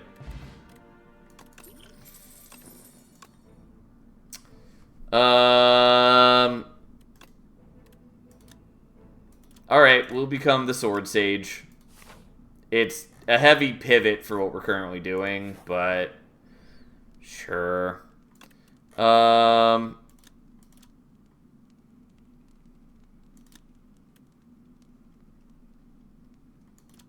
I need to remember that Sovereign Blade does base 10 damage. When I see a card like Bulwark, I think of it as making a 10 damage Sovereign Blade for me, but it's not. It's making a 20 damage Sovereign Blade for me.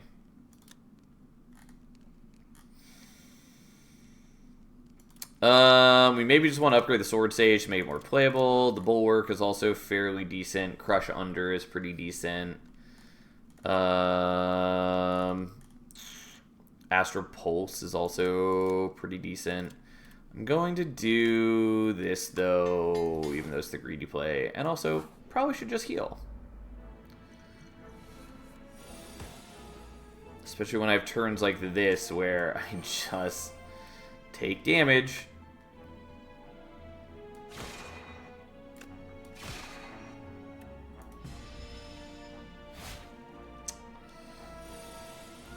I can't say I love it. I mean, I could say that, but it would be a lie.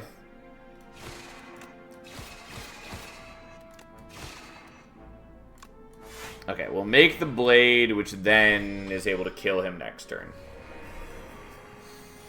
Well, not when he's weakened me, but we can overcome that.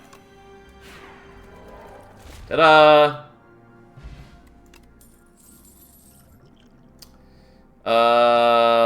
I guess I'll take the Swift Potion instead of that. I kind of like the Fire Potion right now, because 20 damage right now is a lot. 9 stars exhaust, but it does take 5 stars. Fair pause your safety net anyways. Yeah. I think we're gonna not take the Glimmer. Maybe. I will take the Glimmer, I guess. We're gonna heal. I don't love it, but I'm pretty low on health.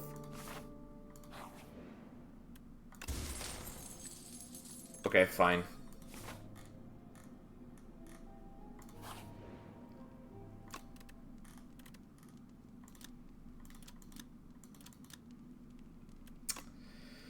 I guess we'll upgrade the Bulwark. And I might skip that Elite, but if it's the... I keep forgetting this thing exists, honestly.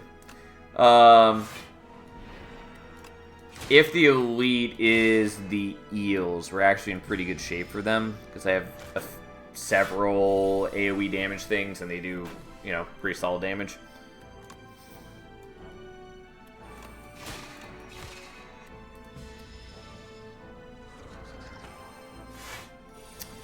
Alright, but you only have effectively 38 HP, so... Kablam. Beat into shape. 5 damage, forge 5, forges an additional 5 for every other time you've hit the enemy this turn. Yep. Cloak of Stars would have also been appealing as a 0-cost block, especially when I'm making my sword cost 3. But just having a good forge option seemed just pretty good for me.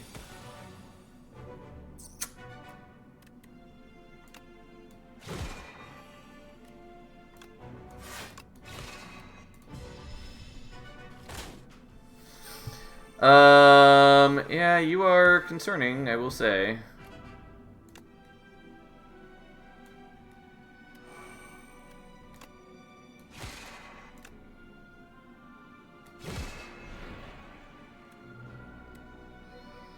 And yes, I know I'm just taking the damage like a chump now, but it felt important to power up the Sovereign Blade.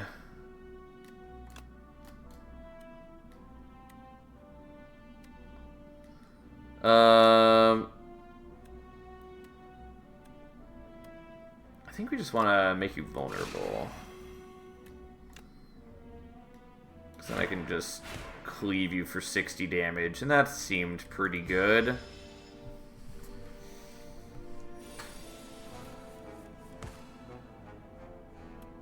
Unfortunately, this turn is kind of a waste, but we'll at least just power up the sword and generate some stars. Worst case, we have the Swiftness Potion if we need it.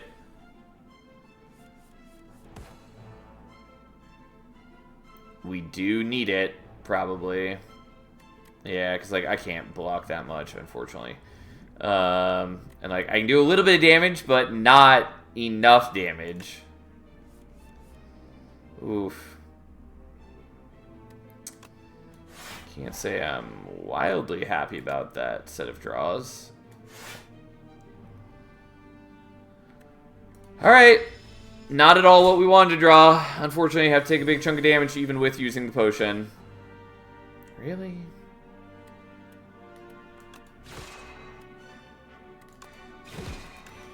Okay, at least he's just dead after that, but still wasn't great. Serve third turn, gain 3 energy. Fine. Whenever you create a card, gain block and vigor.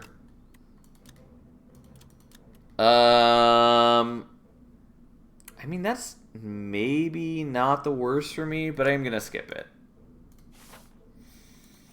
Okay, we at least know this can't be... I don't want to lose the HP. I'll just gain the Sword of Stone. I don't know if we're gonna power up the Sword of Stone at this rate, though.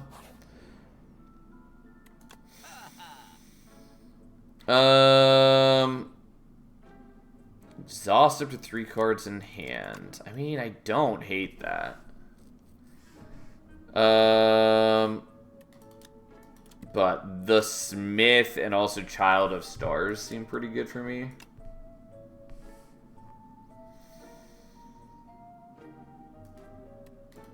Can't really use Conqueror because I won't have the energy. Like, unless we get ancient relics that help with that. It's not really gonna do it for us.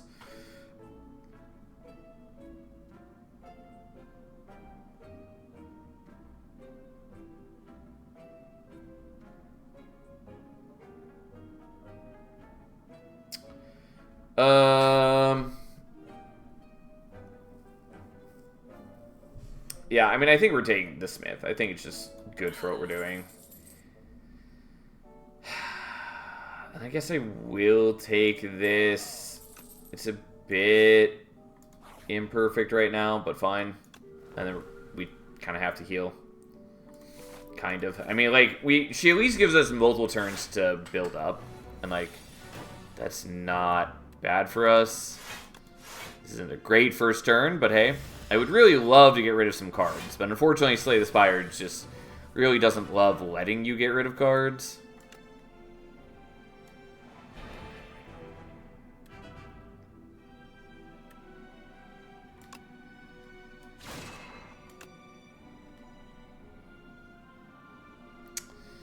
I should have done that differently. I did want the extra forging, but I didn't want to wake her up because I do want to be able to play out Sword Sage at the very least. Oh, I forgot that I have extra energy this turn.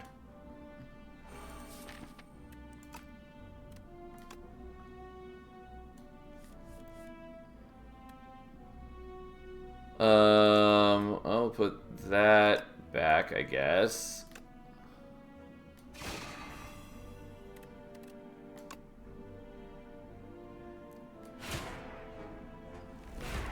Let's go ahead and cleave through for a huge ton.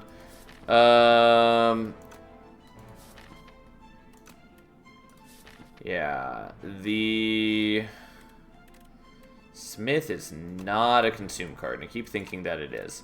I guess I'll do the Hidden Cache. Doing more damage would have been nice, but I basically just need to play out the Sovereign Blade one more time.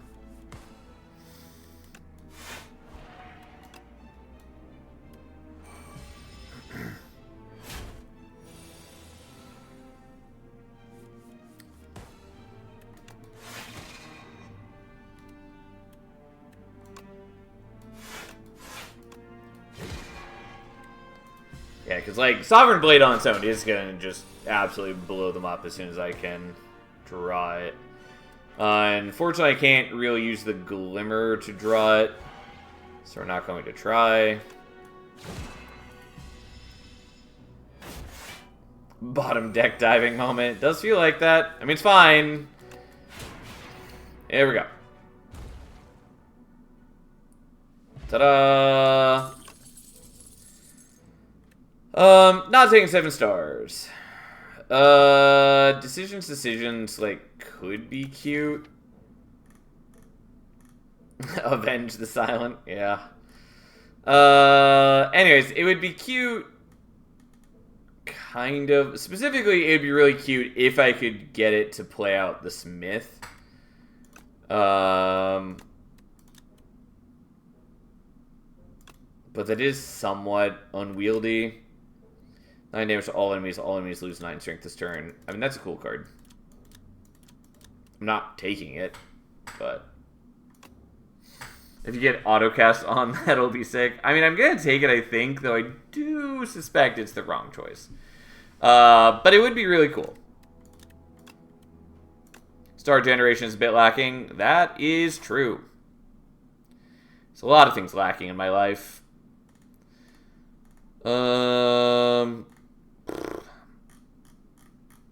Could fight 4 elites here to help power up the Sword of Stone.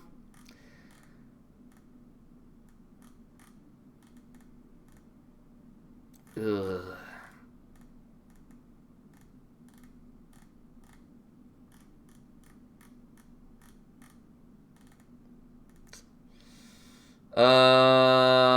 The Centipede. I guess they're not that bad. I do have multiple AoE things still. Well, let's first talk to you because I forgot that is the first step. Upgrade 4 cards, remove 4 cards. I mean, honestly, removing 4 cards is not bad. I really dislike the pumpkin candle. It would be good for me. It's just frustrating that... It's just frustrating. As far as removing 4 cards go, like, getting rid of the Radiate and then, like, 3 strikes is probably pretty good.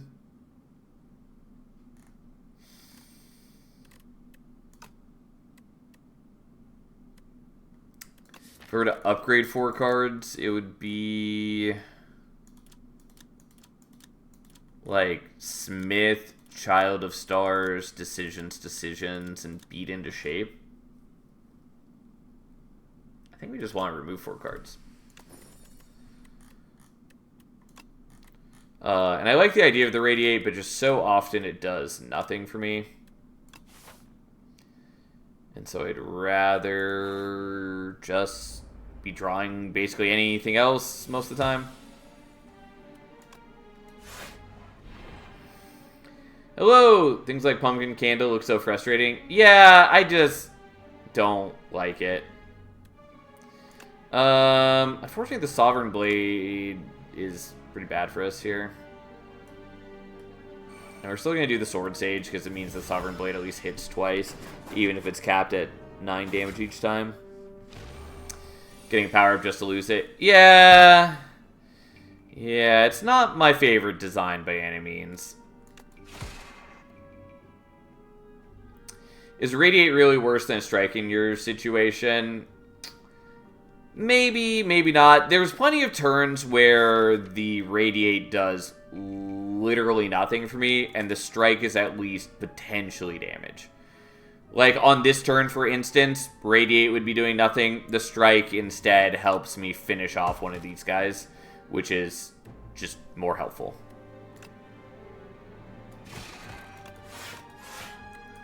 So, like, I do think it is worth getting rid of the Radiate.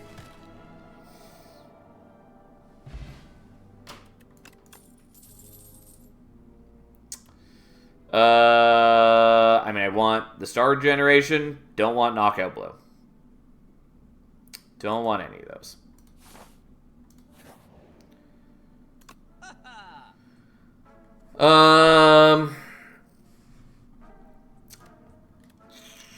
I don't think Furnace is really necessary, but it is kind of nice.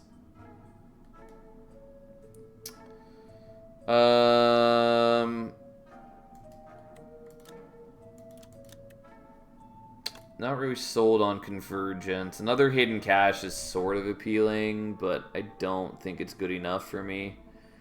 I kind of just lean towards the removal here. Yeah, we'll just do that.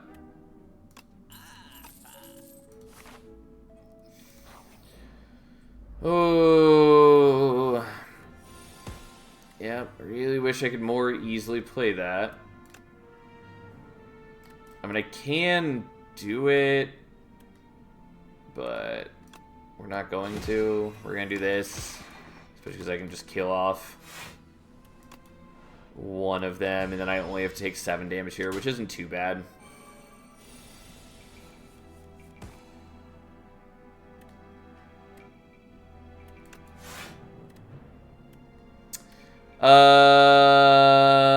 Yeah. I realized that what I could and should have done is I could have done the Forge, or the Beaten to Shape, and then just killed with the Sovereign Blade. I didn't think about that until after I'd already spent 1 energy, though, which meant that then I couldn't do that with the rest of my turn, which felt bad. We are going to take Cloak of Stars, even though, again, it's a little dodgy with my current star generation, but I need better defense, and with the Child of Stars, like, that's pretty appealing.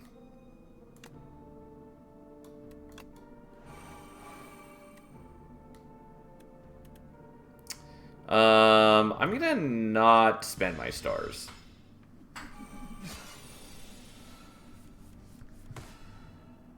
Kind of already forgot that I do get a bunch of stars this turn.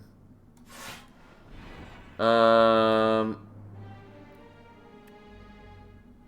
unfortunately, I don't have these things next turn. Well, we're going to do the Sword Sage. I think it's just too important for me. But it would have been nice to get all that stuff when I had extra energy now.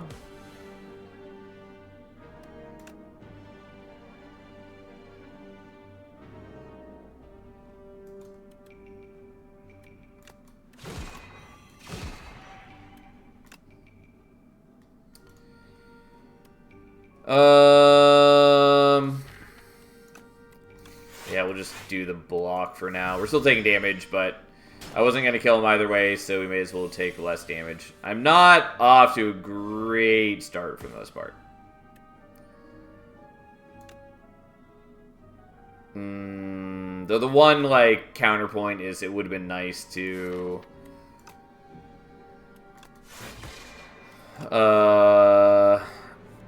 like, get the Sovereign Blade going back through my draw pile. Either way, we should be okay now.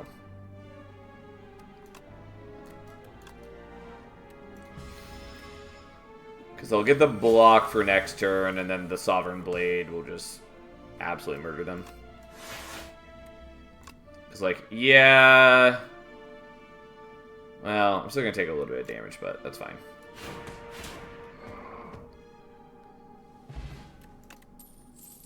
Sword and Glimmer would have been a clean kill. I'm not sure. I see what you're saying.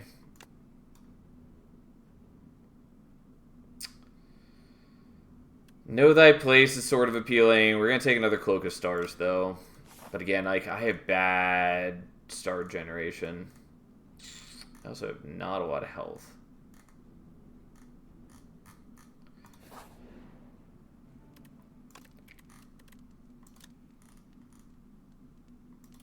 I really want to upgrade things.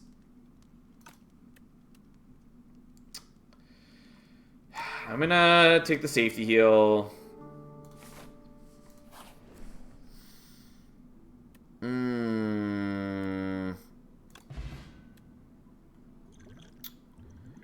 Yeah, I'm gonna take the Radiant Tincture. I think we're just gonna skip the Elite. I'm not like super wild about it, but hey. I don't know what I care about here. Making the Astral Pulse a little better is kind of cute. Making the beat and just shape deal more damage is fine. I don't really want to draw more cards when I play Sword Sage. I want it to cost less. That's what I want that upgrade to do here. Or to give it intrinsic or something. It's just like so often the drawing cards is not actually helpful for me. I forget that you can't back out of this after doing it. Well, fine. I guess we'll just make that slightly better.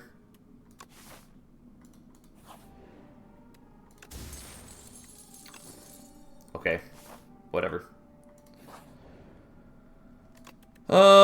So time to upgrade some things.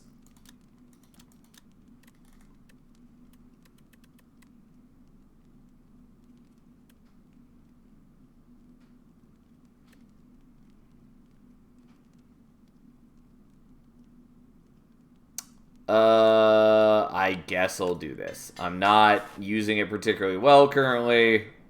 So be it.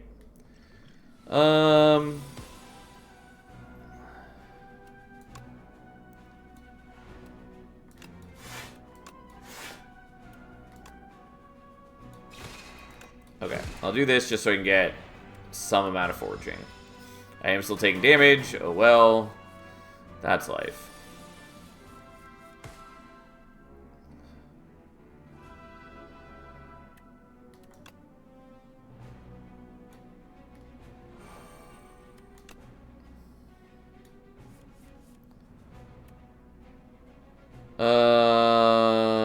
I forget if you're attacking again next turn.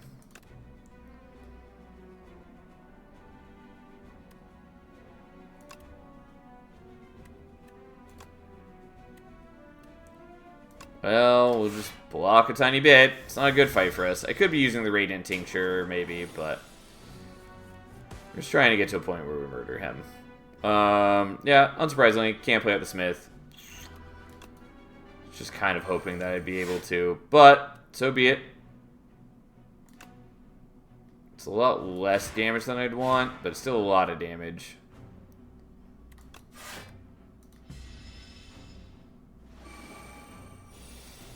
Fortunately, now he goes for the attack again, and that's a lot of garbage for me to draw. Great. Super happy about that.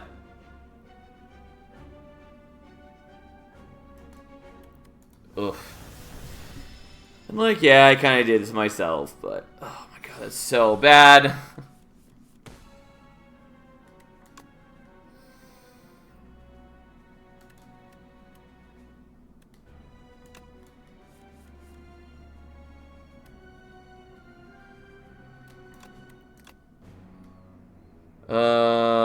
Okay.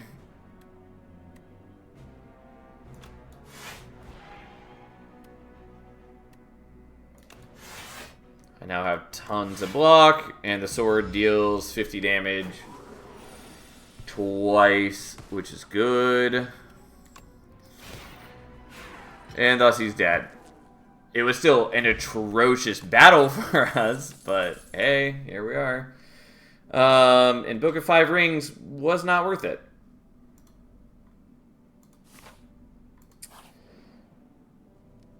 Well, I need to heal after that, and I'm still in bad shape. Well, sorry, Elite. We're skipping you. I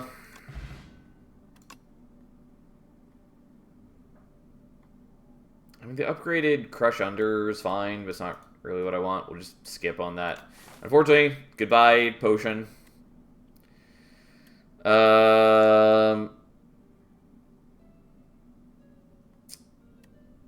Take Gather Light, I guess. And unfortunately, I think I need to heal here, even though I would really love not to. This fight might go okay. Like, we do have the ability to do lots of damage, especially if I use the Radiant Tincture. It's just also liable to be not great.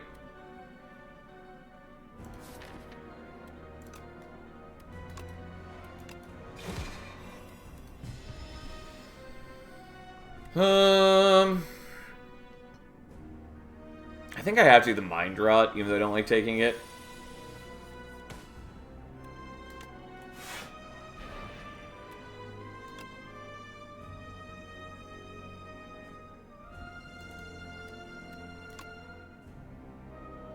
I'm gonna not do the Falling Stars so I can hold on to some of my stars. Especially because I can't really make use of the Vulnerable that turn, and I don't need the Weak or anything. TikTok like boss? What?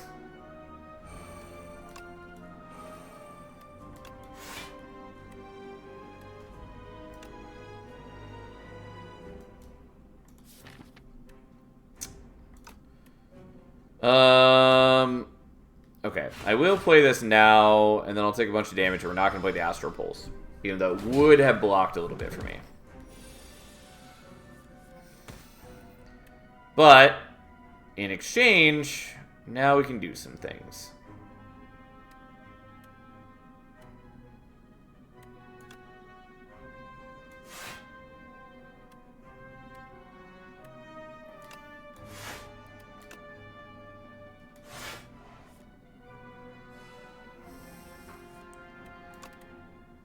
Decision Smith, no contest? Yeah, absolutely. Okay, so, like, that's still not enough to just, like, one-shot him, but it's looking pretty impressive.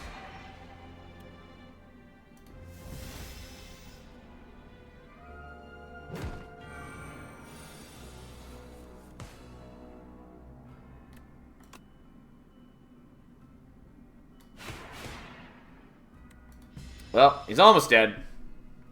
I just need to... You cannot play more than 3 cards each turn. Honestly, didn't know that that's what the upgrade did. Oh, yeah. You know, I hadn't realized this is how this boss works because I just normally kill him before then or always want the Disintegration either way. I, for some reason, thought that it was that taking a second version of it would upgrade the effect. So, like, the first one of these is 6 damage, the second one is 7. But no, it's just as the battle goes on, he gives you different ones that are worse effects.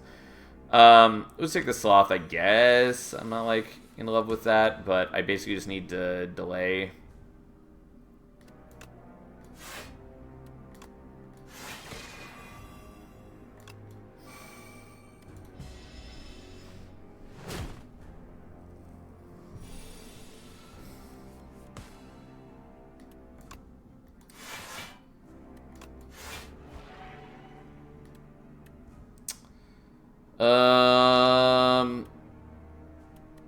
Yeah, I mean, we are blocking enough if I do this, because we give him -1 strength, so he's doing 3 less damage.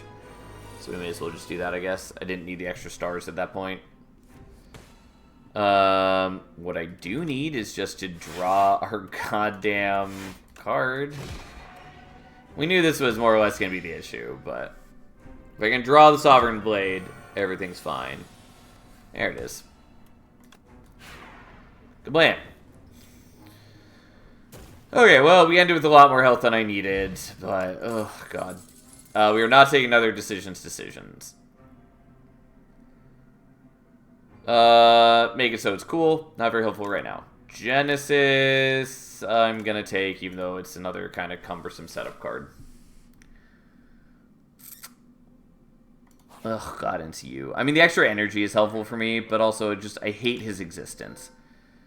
I just wish that if they wanted energy relics in this game, they could have just put energy relics in this game.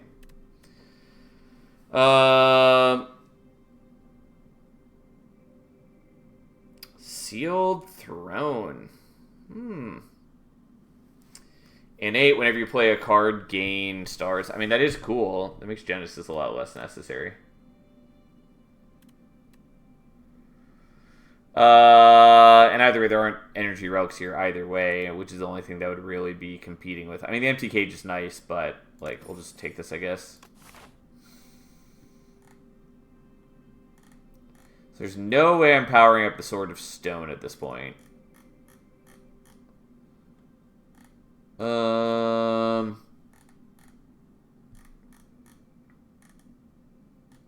think I'm probably just going to avoid the elites. I just don't think fighting them is worth my time.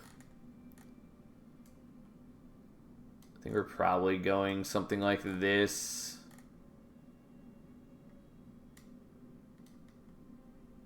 Especially since we know that there can't be fights in the question mark rooms. That's a lot of stars from Unpower. It definitely is. I mean, it takes 3 to play it, though, but still. It definitely pays itself off pretty decently.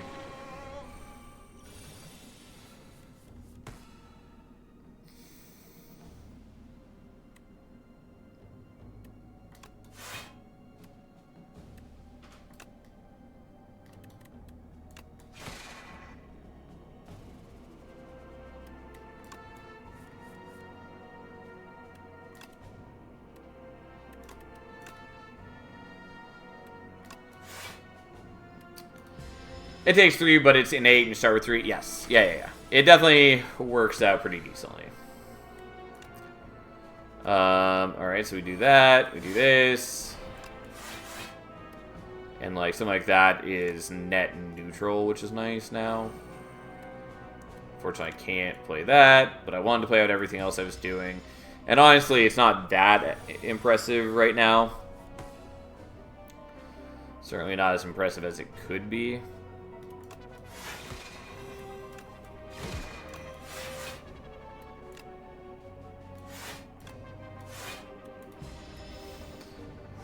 But I guess it's the entire boss row. Yeah, it is, but it does make my star situation just dramatically better.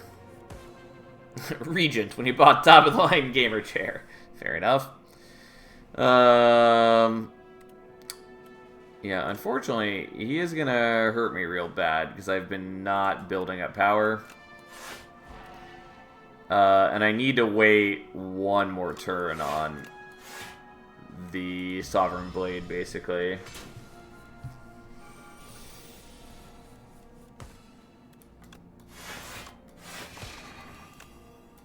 Alright, well, unfortunately, took a chunk of damage from him because we're just a little too slow and awkward, but fine. Charge! Don't dislike, especially because it lets me just, like, thin out my deck, but I still don't think I really want to do that. Could have used potion, I guess. Yeah, I didn't want to, though. I am invincible! Serve each combat, forge 10. That would be nice. Can't afford it, though.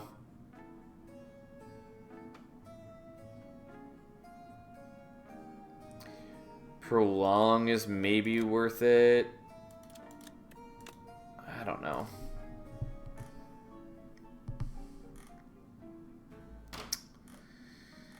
There's a lot of things I just don't really need now. We're gonna get rid of Venerate.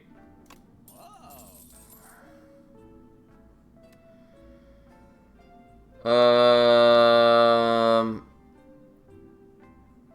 don't know, fuck it. I'll take it. I maybe shouldn't, but I just, whatever. Here we are. Yeah, I don't love you guys, all things considered, but at least I have... Oh, yeah, I can do this. I was like, well, I don't have the stars, but no, I do have stars if I do this.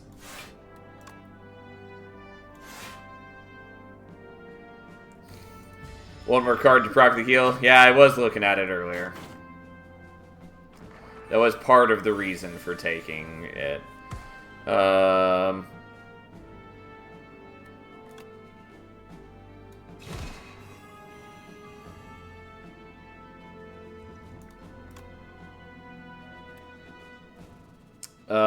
That would have been nicer. I guess we'll take this so I can get the plating.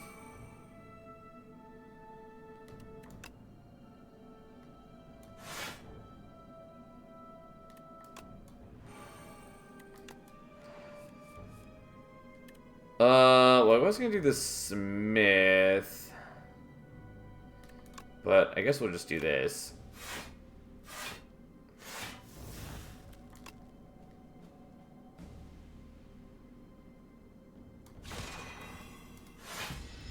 Because, like, I don't actually need the Sovereign Blade to do a ton of damage to kill these guys. I just need to do some damage.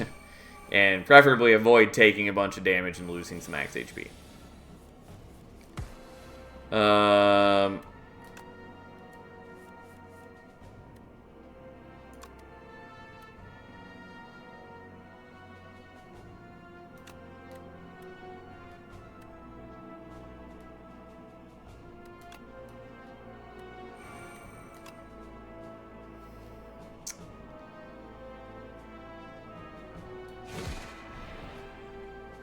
I'm not happy about all this. Oh, and you only do 15. Fuck me, I could have prevented that. Yeah,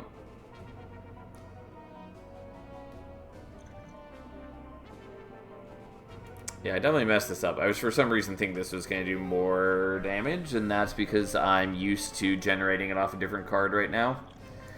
Alright, I'm not happy about this. We'll do this.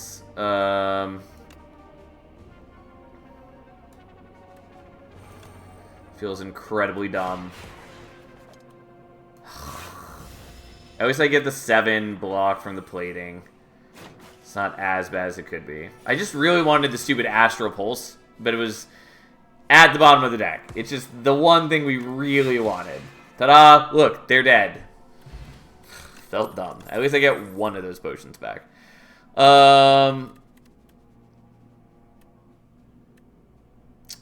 Gonna not take those if the Astral Pulse is okay now that stars are largely not a concern.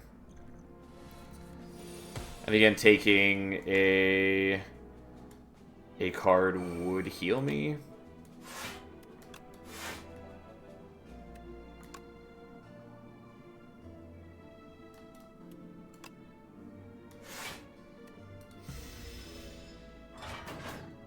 Okay, still take a little bit of damage, and unfortunately these guys will take me a while to kill, but we're gonna try. We're gonna do what we can. Oh, whoops. Should have done that first.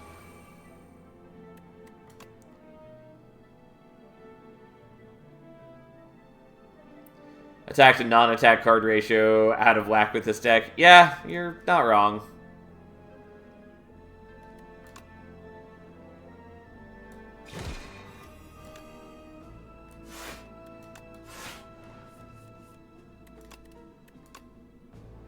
I mean, this is overkill. I really wish that my sword hit AoE. Like that one power allows you to do. Don't remember what it's called. But, like, whatever. It's fine. It's just, here we are.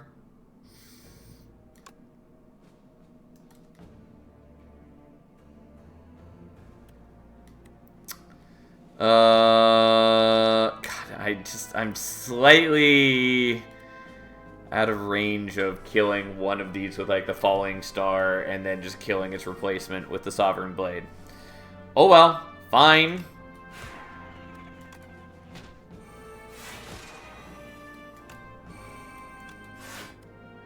Yeah, I will say the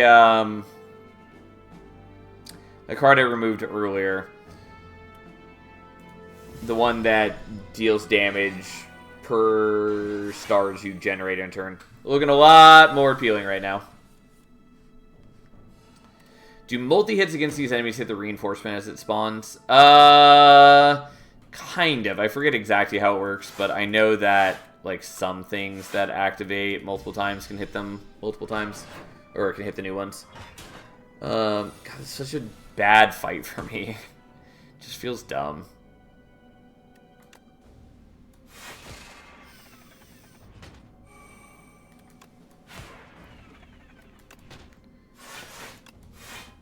Like, we still got enough block for this one, and it seemed like it was just reasonable to delete the new one that came in. Although this one's also basically at full health.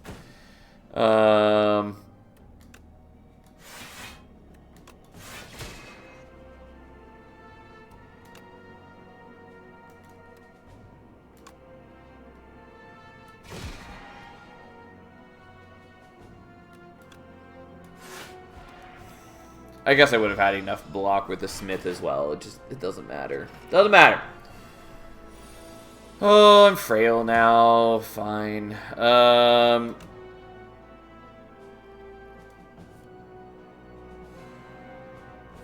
Stupid soot.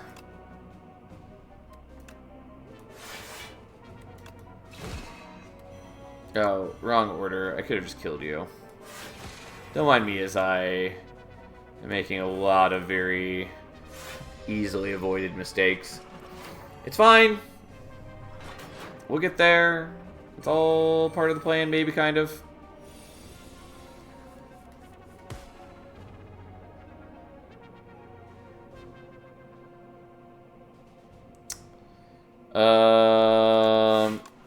Feels dumb, but we're gonna do this. And we'll let the Mercury Hourglass finish off that one next turn.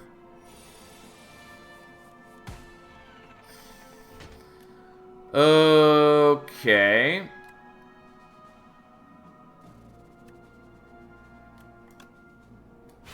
Yeah, feels like a waste, but go ahead and do that anyways. This is certainly a deck of all time. The soots are adding up in a rather unappealing way. God, I have so many stars now.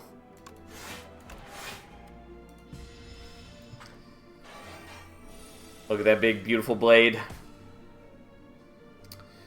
I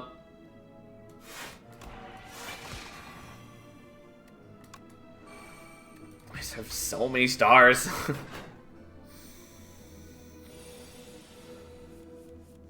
It'd be nice if I had more ways to spend them, because then we'd be getting more block from Child of the Stars. If only that X cost star attack. Yeah, I was thinking about it. Anyways, there we go. Great. Star Potion. Just what we've always wanted. I mean, Black Hole is vaguely appealing right now. No, look, more stars. Yeah. I mean, they like the Glitter Stream, but we're going to take Black Hole. It just seems correct. Also, I get healed there, which is appealing. Let's do a Genesis. Like, I just haven't used it this whole time.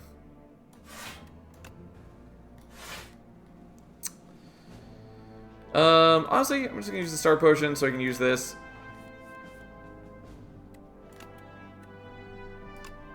Not the most exciting, but this fight will sort of get out of control if I don't deal with it. So, here we are.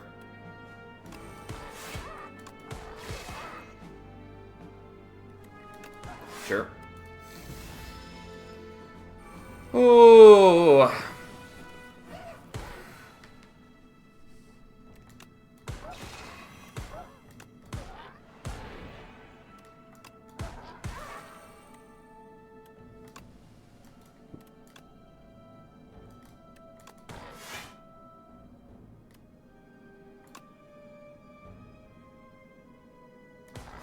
Yeah, we'll do that. Oh, I can still play this. I was thinking that I couldn't. Unfortunately, it doesn't quite kill him, so I still take a little bit of damage here, but it was very close to being correct.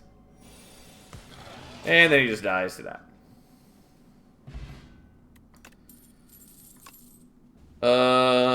Okay. Yeah, again, like the idea of the Conqueror, can't really use it. So, no. The Crescent Spear... I do sort of want it.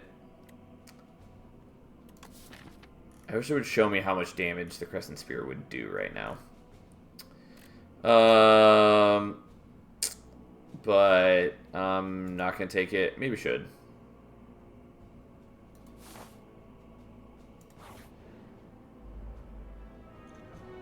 Great. I don't really want to fight these guys, but so be it.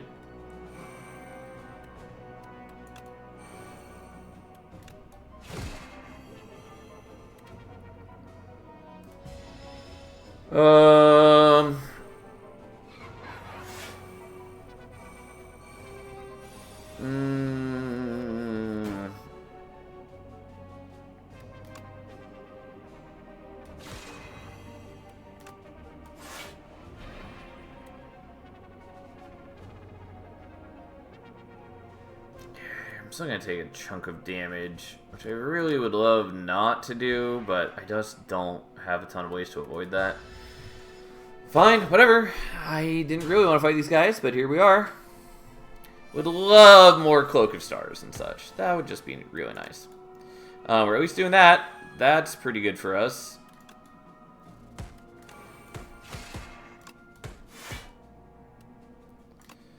I guess I'll just go ahead and kill you. I wasn't planning to kill you, but I may as well. I was planning to kill this one first, but fine.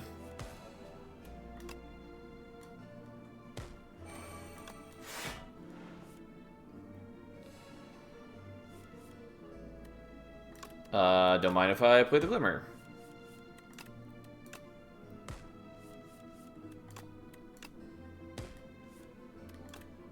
I mean, we ended up just putting that same card on top multiple times. Doesn't matter. He's dead. We drew a bunch of things. We spent some stars. We were in good shape. Yada, yada. Here we are.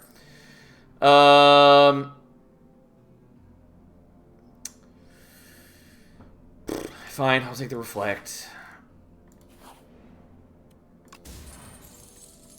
I mean, Tuning Fork isn't terrible for us. I'm gonna heal out of safety. My deck is pretty slow. It's good when it gets going, but let's take the gold. That's fine.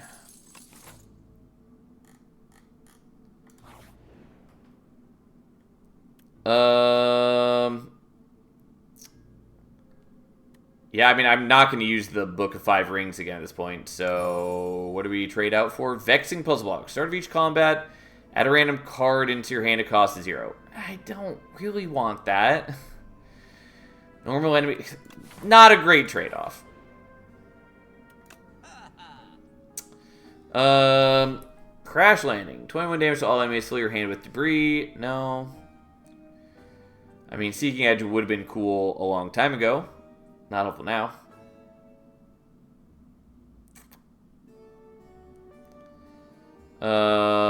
Gain additional 5 block from defend cards. Okay. I mean, we'll just remove something, I guess.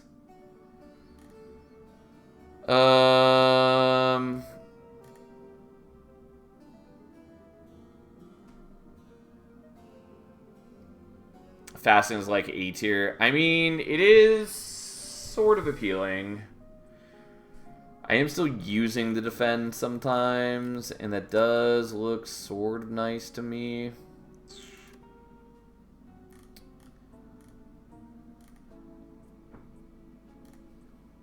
I mean, maybe I want that. My deck is just so slow and clunky. I think maybe I just want to get rid of the Crush Under, actually.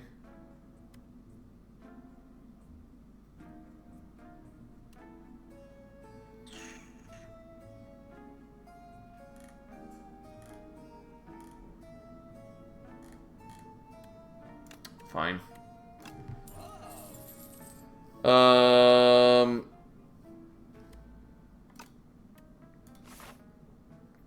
Almost accidentally clicked on the elite, which, like, it would be nice to get a relic. These are not the guys I want to fight, but okay. Depending on how we draw, it'll be fine. Thanks, Know Thy Place. Like, at least you're an exhaust card, but you're also a little annoying.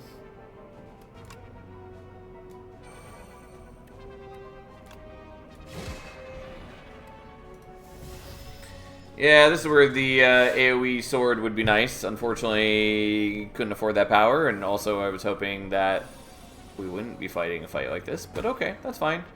Also, we should be largely okay anyways.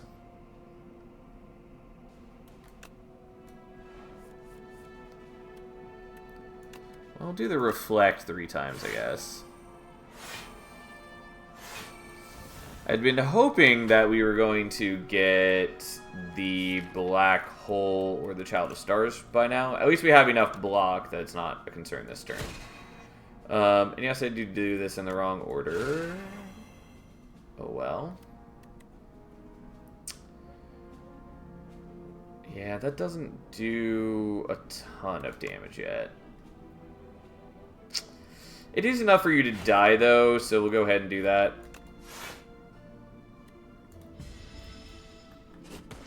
Because then he reflects the damage onto himself. Unfortunately, the reflect stacks for 3 turns instead of tripling the damage of the reflect. Which, like, in a lot of situations, not bad. Right here, perhaps a little less exciting.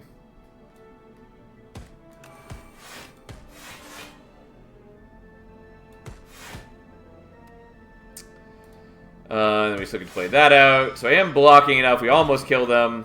And then they die from the reflect.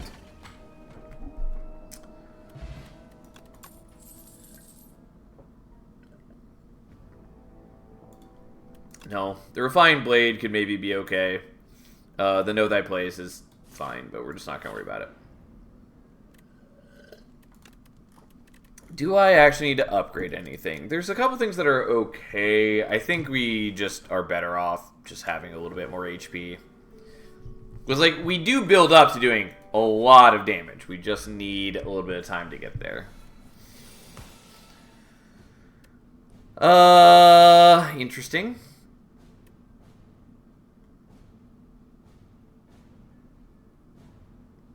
Does that last for the entire battle? If so, the Conqueror is actually quite good for me.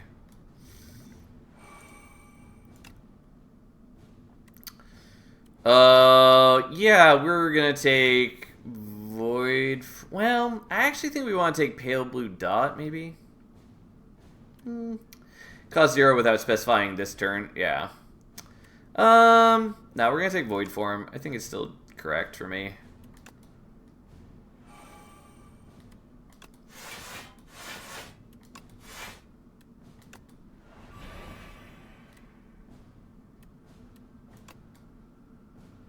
Okay, we're blocking enough, yada yada yada, here we go. Okay, so we play out the expensive one first.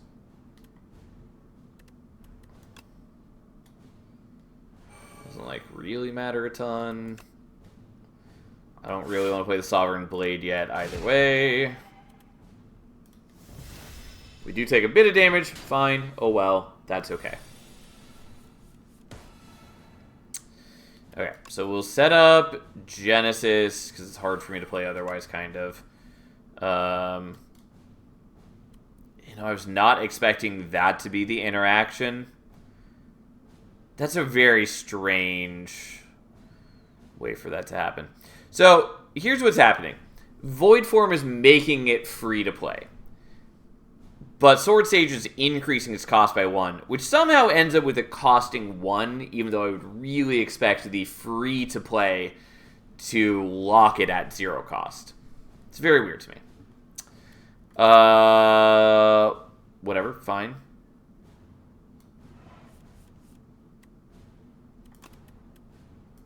Yeah, any added cost would go back to positive for free card, even with Potion of Sanity. That's just very bizarre that that's the interaction. I feel like free-to-play is actually just saying the cost of 0, then Sword Sage increase the current cost 1. Yeah, I understand how it happened. I'm saying I don't think that at all is how the interaction should go. Alright, well, let's just kill that. Who's there? Unfortunately, it doesn't attack a second time because there was no other target. But, whatever. Also, again, unfortunately, I don't really have an outlet for my massive star generation. Like, it's nice that I just don't have to care about my stars at all, but it would be nice to have some other things.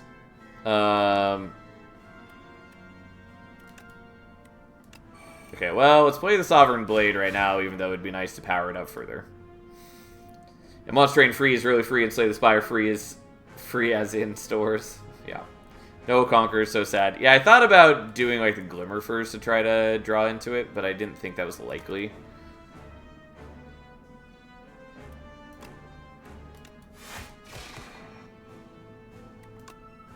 Wait, it's still 1 cost, even on future turns. Well, again, the same thing is happening, is that Void Form is setting it down to 0, and Sword Sage is increasing it.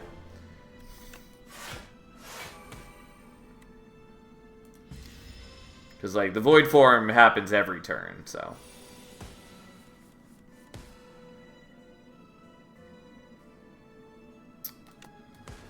It's not a great turn, but we're fine no matter what, I guess.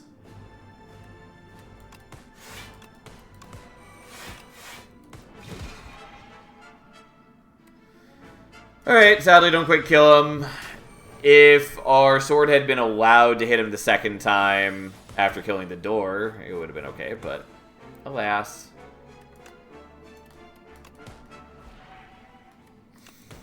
Look at that big, beautiful sword. And then we just block a lot. Thought it'd reset once Void Form 0 cost wore off, then it reapplied 0 cost. Yeah, I mean...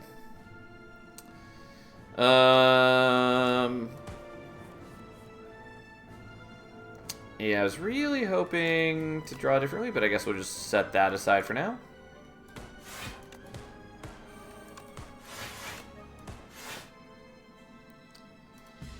But what about Big Beautiful Cat? I mean, she's off somewhere, sleeping probably.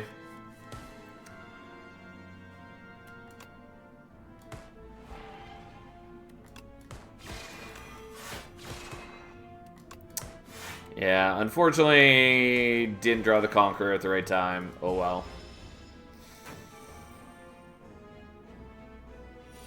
At least we've gotten this thing low enough that I don't really need to use the Sovereign Blade to kill it, kind of.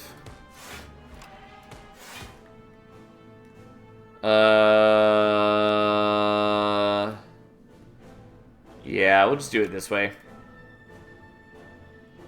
Oh yeah, he's still vulnerable. Forgot about that. Well, now he's dead. I like the visual of the sword just getting bigger. Agreed. I kind of wish it was like Fungi Stacks and Monster Train, where at a certain threshold it would get like more ornate. Like I think that could be cool. It doesn't need to, but it would be a nice touch.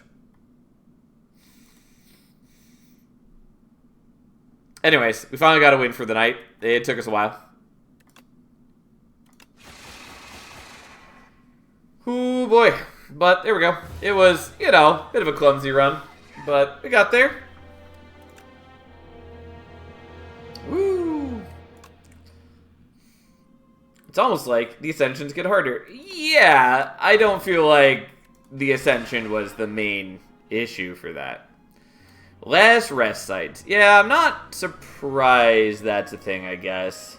It did feel like the rest sites were overly abundant. I kind of liked that, mind you, but that certainly is a jump in difficulty. Alright, have a nice night, Fury. Yeah, that'll take some getting used to.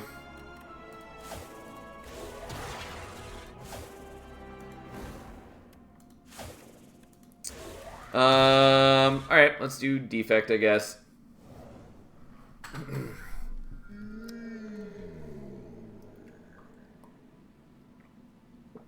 I do think it's kind of cute that the Ascension 2 modifier that says Ancients heal you less means that you start with less HP. But it is also, like, not clear in the text. Like, I understand the rationale. I do think for clarity they should just explicitly say you start damaged and heal less from each Ancient. Like, again, it's cute that it interacts this way for lore reasons, but it's just not very clear. I say it because I saw another couple of topics recently of people being confused why they were starting with less HP, and it's like, some people were being really unhelpfully just assholes about it. But I do think it's like pretty unclear to a lot of players why that's happening. It's definitely not obvious, especially because I'm pretty sure in Slay the Spire 1, they had those as separate Ascension modifiers. So it explicitly did say, like, you start damaged and then, like, you heal less after bosses. Spire 2 Ascensions feel like that add up to the same as Spire 1 Ascensions, just more compact. Oh, for sure. That is how it has felt so far. And, like, Monster Train 2 did basically the same thing. I was expecting that to be likely the case with Spire 2, especially after seeing Monster Train do it. It makes sense since, 20 Ascensions... Like, especially if they want to keep the Ascensions locked per character, which I feel like they're probably going to do, even though they really goddamn shouldn't.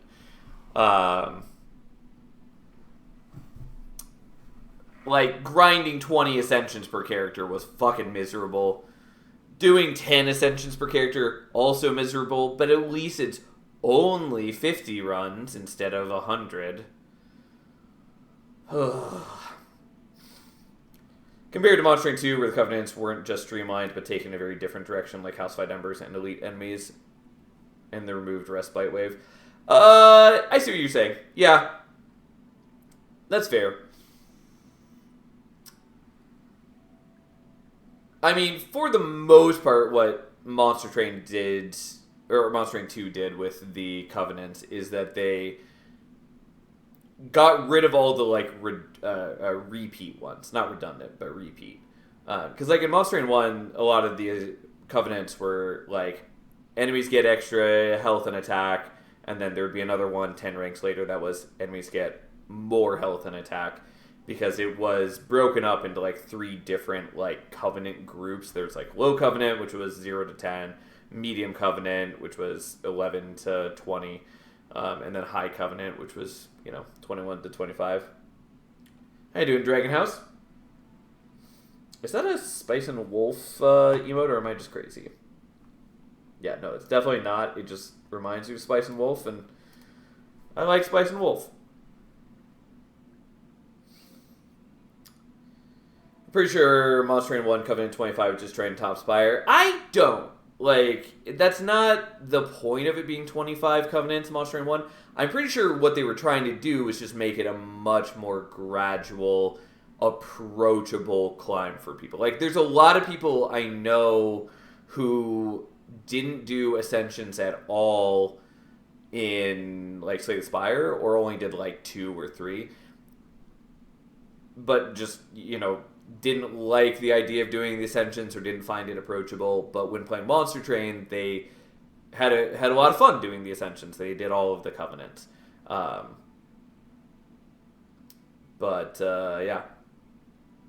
Thought I heard Spider-Wolf and was concerned. No. I don't even know who Spider-Wolf is, unless you're just talking about wolf spiders in general.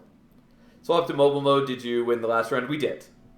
It was a clumsy deck, but we got there. It was fine. We had a big chunky blade and murdered them goodly. Back then, it was one of the first deck building roguelikes, and there weren't everyone adding Ascension systems to show how tedious they can be to grind out. I'm not sure if you're talking about Slay the Spire or Monster Train, but yeah, fair.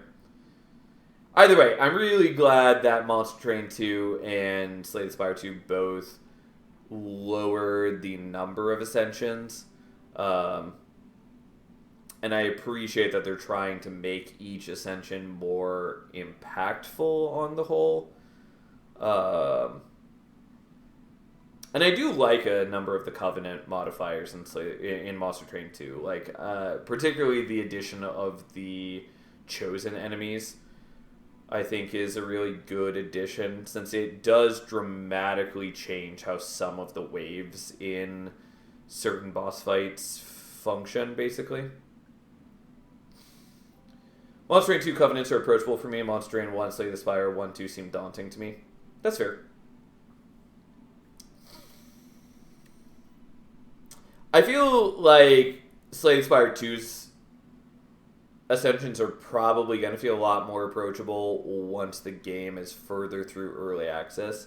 Because, like, there definitely are balance problems in it so far, which is fine. I say balance problems. I don't really see them as problems right now. I just see it as part of the process. Like, they've expected to be in early access for at least a year. I'm sure they're going to be be doing a lot of changes in that time. And, you know, I've seen some dissatisfaction with the current state of the game currently. And with people really bitching about the beta branch patch. But, like, it doesn't really bother me since it's all part of an expected process. Like, especially, so this patch on the beta branch is clearly meant to make infinites harder. Because currently they are, like, the most, like, dominant strategy, or not necessarily the most dominant strategy, but they are a relatively dominant strategy at Ascension 10, as far as I am aware. And so some people are, like, really losing their shit, being like, well, you've removed infinites and you're making Ascension 10 too impossible to complete consistently. It's like, okay, A, don't fully agree with that. B, even if that is the case, that's fine, because the next step is that by removing the infinites that are, like, you know, propping up win streaks at Ascension 10 right now, then they can get a much more accurate idea of how Ascension 10 is actually functioning, and then they can adjust from there. Like, it's expected that we're going to have an interstitial, like, hurdle where things feel worse after this patch, and then they can get it to a better point going forward. Like, that is expected, and I think is good for the game in the long run. Anyways, I went off on a massive tangent. We should actually, like, play the run, but balance problems now are a good thing. Balance problems after 1.0 are less good or even bad. Yeah, for sure. Again, the point is, like, ideally the game would just be perfectly balanced right from the beginning. It's not a reasonable expectation, though. And early access is the right time for them to try out larger swings and to do things that are going to shake up the game in ways that get it closer to their vision, and then they can, like, hone in from there. Start of the lead combats, draw 2 additional cards. First 3 card rewards here upgraded. Yeah, I'll take Silver Crucible. Still don't love this boss. I haven't fought it many times, but I don't like the idea of this boss. Infinite builds are fun. Sometimes infinite builds should not be mandatory. Yeah, I don't particularly like running infinites that much in general. I just find them very tedious to do. At least in a digital game like this. In something like Magic, it doesn't feel so bad for the most part, because as long as it is a deterministic infinite, like you have a definite loop that you can repeat, like you can just say essentially, like, you know, I perform this action X number of times. Like, once you get to the infinite, you win the game. That's it. Whereas in, like, Slay the Spire, Monster Train, whatever, you have to just play out all the cards constantly. And like, some of the infinites are so painfully slow where you're doing, like, 4 damage a loop, and it hurts. It hurts to do. Anyways, it just gets really tedious. I think they're cute to exist, but infinite builds should not be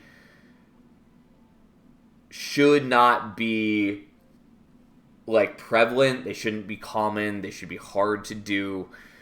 Otherwise, like, it's just bad for the balance of the game, and it's bad for players to have to do that. It's bad when infinites are regularly the correct way to play the game. I saw people say infinite should be baseline, and I'm like, what the fuck are these people thinking? Yeah, I have seen some people similarly say those things, which is why I'm ranting about that right now. Because, like, I pretty strongly disagree with that. And I get where some of those people are coming from, where especially some of those people are watching some very particular streamers who have been playing infinites regularly, so they're seeing that, like, that is the way that that streamer is succeeding at Ascension 10. And so they're saying that, like, by removing the infinites, there's no longer a good way to win the game. Also, a lot of those people care very strongly about, like, win percentages, and so they like having somewhat common ways to get a guaranteed win, essentially. I'm overgeneralizing here, obviously, but that's because there's a lot of different people and a lot of different things being said. I largely just disagree with that. I don't think infinites are good for the game. I think making them much harder to assemble is just much better for the game on the whole. Whatever, we'll go this way. Describe and win, not execute it to win. If you're talking about Magic, like I was talking about, generally how that works is that you prove that it's a deterministic loop, as in that you can do it any number of times, and then you can just say, I repeat this action a million times. Here's what the end result will look like.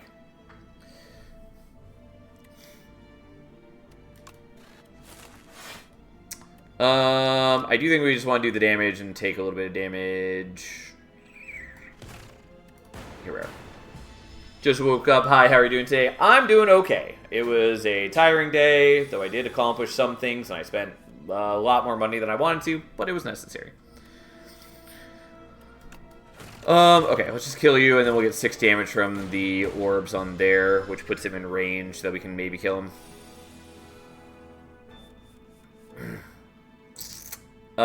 This is fine, because we do have enough damage to kill. I don't. The sort of auto-win binary makes the game just boring. There's no excitement when you add things that cool, but maybe worse for your deck and vice versa. Yeah. I mean, that's how I feel, is that I really don't... I like having some tension in fights and in runs. I like execution mattering to some degree. And if you do have an infinite, I want it to end the battle immediately. I don't want to have to sit there and, like, execute something for 30 minutes for a guaranteed win when it's very tedious to do so. Oh, hey, Farrell. Yeah, I am looking at it, and it is pretty nice. Also find infinite healthy for a game, if and only if they are hard to assemble. Yeah, like, I'm not saying there should be no infinites. I think it's cute to have infinites. Like, it can be fun, it can be exciting to do once in a while. But it should not be something where you can reliably, like, force something. Like, Monster Train had this problem as well for a while, and still kind of does. And unfortunately, it does lead to a lot of cards having to be made less exciting than they could be. Like, for instance, in Monster Train 2, that is one of the reasons that Return Soul, the Wormkin card that brings back a card from the discard pile and adds Consume to it, like, that's one of the reasons that no longer does a minus cost. It's just too easy for it to go infinite. Also, the reason that it is distinct and can't target itself, even though it could in Monster Train 1. And partly that's down to the changes made to remove Consume, where now you can't apply Consume, whatever. Point is, yes, I do think infinites are good to be rare in the game, even if that unfortunately has consequences. Pretty sure we're taking Pharaoh here. It just seems like a good thing to take now. Hologram also cute. And I do... So, I kind of want to take Darkness, honestly, because we haven't done a Darkness deck yet. I think Feral's on the whole probably safer, because there's a number of, like, decent 0 attack cards, even if we're not using, like, Claw. But I do like the idea of Darkness. Dark is good for the boss. Yeah. It is. You know what? Just do some things differently. Take Darkness.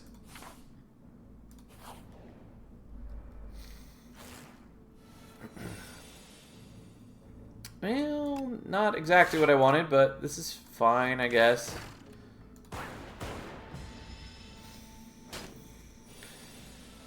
Well,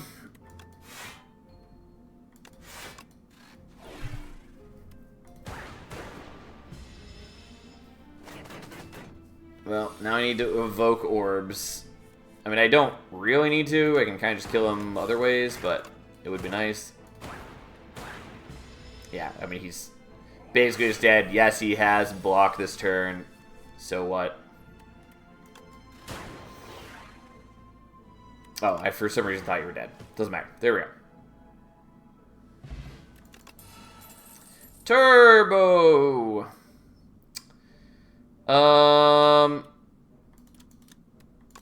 Yeah, I'll take the Ball Lightning, I guess. Especially because it helps me evoke orbs if I need to.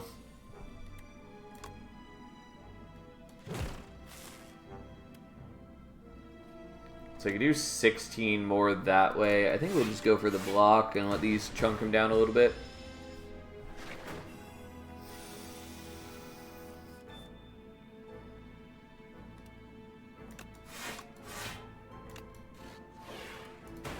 Unfortunately, like, the darkness doesn't really matter on this first floor all that much. But, hey. Alright, he's super dead. Gain block, channel frost. That's probably worth it. Refract. Also vaguely interesting. I wish it told me how much damage the goddamn glass orbs do at base, because I always forget, and it just seems correct to have that info in the tooltip. Like, I don't appreciate it just saying deals damage to all enemies rather than saying how much damage it is. I think 4. I mean, like, that sounds correct. It mostly just really irks me that it doesn't say. Yesterday I got a deck with 3 Thunder, 2 Storm Plus, 2 Voltaic, no Shock, that the Queen didn't stand a chance. Yeah, that will do it. I mean, I do kind of like the Refract. It does cost a lot, though. I think I lean towards the Glacier. But, like, Refract does do a lot of damage, since it is 12 damage, or, excuse me, 24 damage, plus it's going to do probably 8 or something from the glass. Plus it is also essentially evoking twice. All of which is not bad. I still think we're going to do the Glacier, though.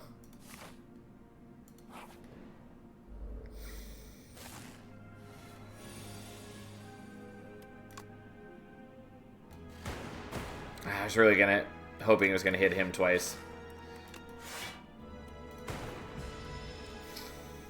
Upgrade Glacier better than upgrade Refract. I mean, the upgrade Glacier seems pretty solid, so.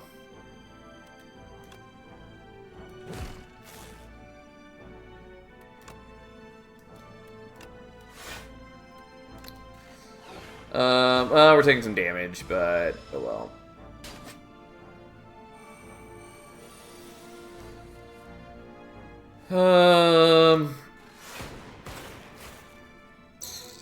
Can't say I loved that turn of events, but here we are. Okay, we have just enough block. It actually worked out okay. How you doing, Misty? Ta-da! Right, we'll take the hologram. The others are cute too, but this is the life we live. We'll fight in Elite, see how it goes. Yep, that's the one I didn't want to fight, but that's life.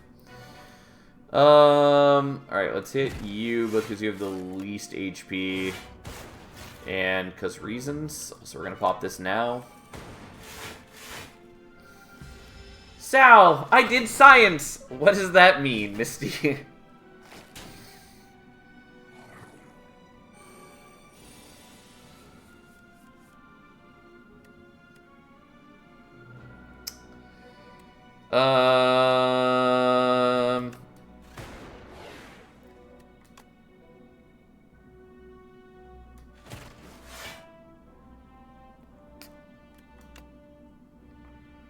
Alright, fine, we'll just take the damage. I need to get them...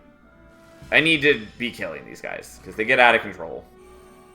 I mean, they're already out of control, but, like, they're gonna get worse, and so I need to focus on killing them rather than just trying to mitigate damage. You can take siege and challenges and still raise ascension. Nice. Yeah,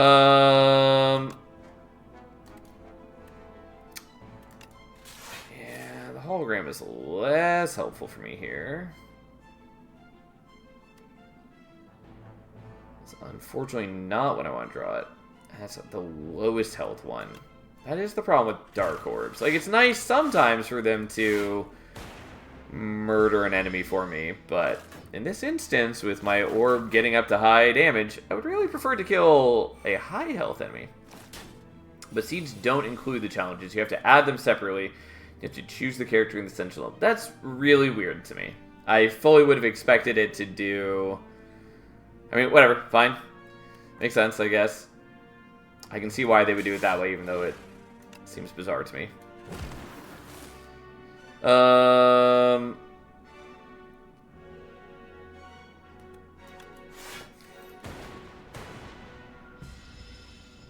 Because that way you can, like, play the same seed with multiple characters, but the point of seed sharing to me is...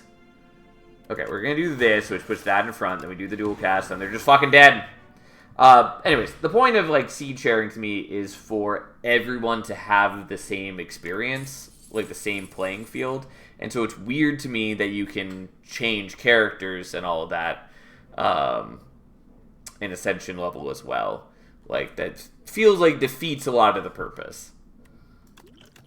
Like, it's kind of cute that, like, if you want to, like, race your friend on the same seed, each person can play their own, like, preferred character or whatever. But, like, again, it feels like it defeats the purpose.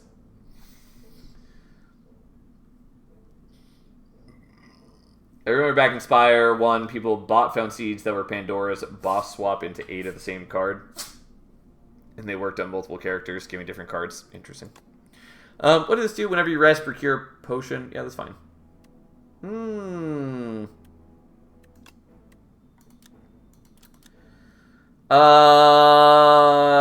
I do like the picture for this one. We probably take Consuming Shadow. It's a little weird because it doesn't let us build up dark orbs as much. But on the other hand, it's still probably worth it doing.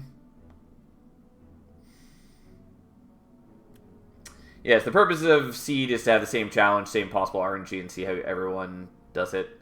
Yeah, I mean, yeah. Sure, we'll do Consuming Shadow.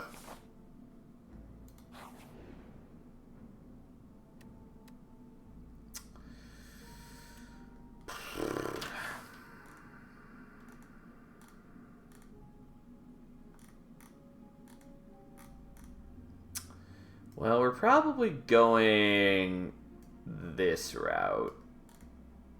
I am curious, like, how rare the rest spots are going to be on that Ascension modifier. They do seem pretty common right now. Again, I kind of like it this way, but whatever. Partly, so, like, I don't mind it as far as, like, having less chances to heal, even though I do heal a lot currently. What bothers me about having less rest points is just that, like, upgrades are already fairly rare in this game, and it irks me a little bit to have fewer chances to upgrade cards. Like, the upgrades are already not that exciting. I do enjoy Slay the Spire. I just really wish it was a game that leaned more into giving you more control over, like, refining your deck. Like, I really enjoy that in Monster Train and Vault of the Void and even, like, Wild Frost and other things like that. I like being able to change my deck and tailor my deck and make my deck cooler over time.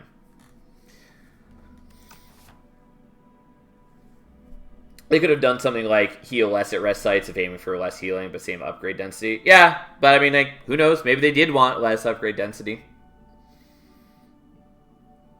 Isn't that what the enchants are for? Kind of, but the problem is that, like, enchants are also pretty rare. Like, if it were the case that, like, every time you go into a shop, there's, like, 1 or 2 enchants available guaranteed, and for, like, a low-ish price, like, that would make more sense to me. But that's not the case. Like, there's a couple artifacts that add enchants to your cards, but those are still pretty expensive, and they're not guaranteed to show up. I mean, I've played other deck builders that had something like that, where they had, like, a guaranteed card enchant at the shop. It was random which one, but, like, there was always going to be one there, in addition to, like, cards and artifacts for sale. Enchants seem to mostly be from events in this and the occasional relic. Yeah, like, they're mostly from events. And even then, they're still pretty rare. Like, there's a number of events that give them, but there's plenty that don't.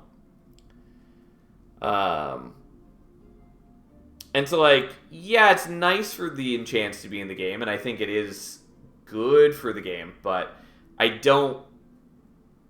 Like, it doesn't make up the difference. It doesn't bring it to parity with something like Monster Train or Vault of the Void or whatever. Like, again, for instance, consider Vault of the Void. What their version of enchants are the stones you can slot into cards. And you get stones by dealing damage to enemies. And so the more fights you fight, the more stones you're going to get. And, like, you can see which ones you're going to get, like, the order you're going to get on that run. And so, like, you're guaranteed to get them. You might not get the ones that you want, and you might not get them at the time that you want. You can still only have 1 per card, yada, yada, yada. But, like, you are guaranteed to get them. And, like, it's like inspired to something like that, where you are guaranteed to get enchants, like, as you beat elites, or as you rest, or as you, like, visit shops or whatever, like... That would feel better, I guess, but, like, they are still pretty rare in the game, is essentially what I'm trying to say. Anyways, we're just taking the gold, I guess. Oh boy, look at those slugs. Okay.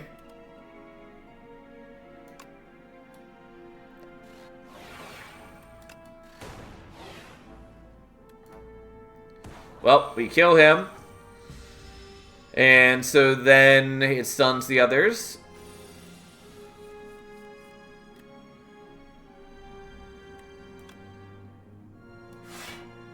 I'll just get back the darkness, I guess. I didn't actually mean to do it that way.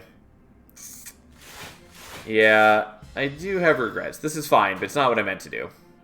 I just, like, I had a whole game plan, and then I still just fucked it up. Don't know why I changed my mind at the last moment. Doesn't matter. We're still going to win. Especially because, like, that eats that, and so I can just end the turn. It will evoke the Dark Orb. We win. Everything's fine. Admittedly, I shouldn't have done that, because now the Dark Orb it's going to play as the weaker one. Doesn't matter. It's fine. I understand what you're saying, but Slay the Spire style, I feel, forces you to try more variety of decks while still getting the chance to customize familiar cards and new fun variants. I don't agree with the sentiment that it forces you to try more variety of decks. I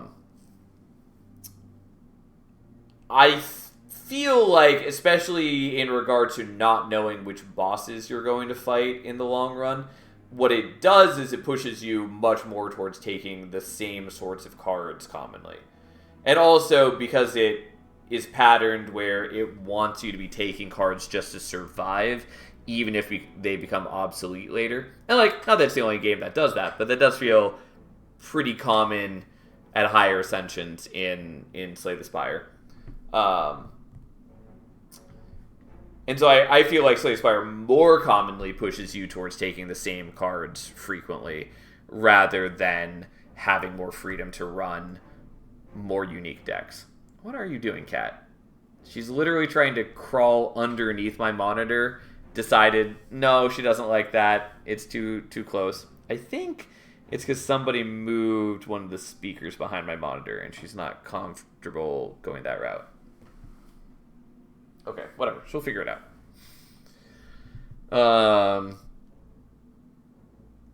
Before the end, Tumancer handed me my bum. I actually had a 12-card deck with enchanted strikes and defense cards that I would never have thought would have been as fun as they were.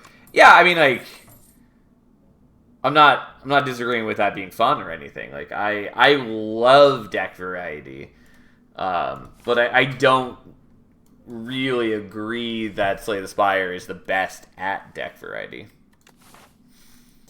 So that chest is going to be empty. We definitely want to heal on one of these and probably just upgrade on the other. We probably want to do the dual cast, maybe the hologram. Consuming Shadow is also good. I probably don't need to do the dual cast. I'll just do the Consuming Shadow. Seen some surprisingly good strikes sometimes, like a 12x2 strike that's basically Spire once Glass Knife without the downscaling. Yeah. Hello, Ashiaka. Thanks for the raid. How you doing? Beetlejuice. Okay. But yeah, anyways, I do appreciate that the enchants are in the game, but I definitely feel like they can do more to make them more prevalent and more meaningful. You know, we're just gonna use the Beetlejuice right now. I forgot that it shrinks them.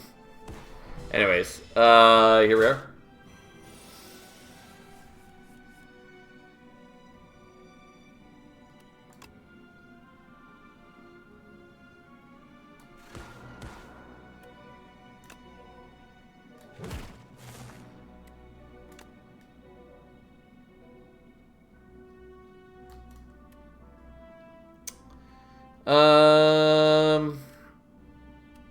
Fine, I'll do this, even though probably don't need to. Unfortunately, we're just right before he would get stunned, which is it's fine, I guess, because now we just stun him on this turn. We didn't take that much damage. And if we can just force out the Dark Orb. Yeah, which we definitely can. There we go.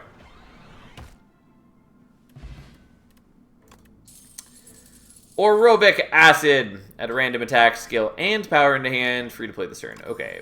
Blood Vial is fine.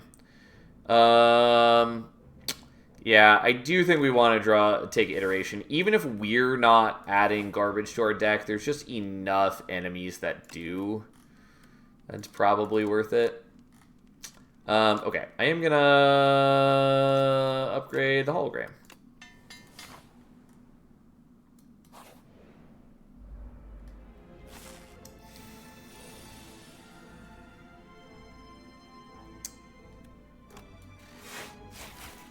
Okay, we have enough block. I will play the iteration, especially because this guy does give us wounds.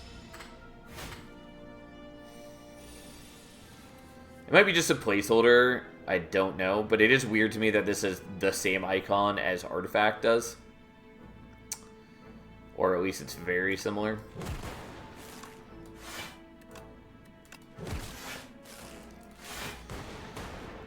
Okay.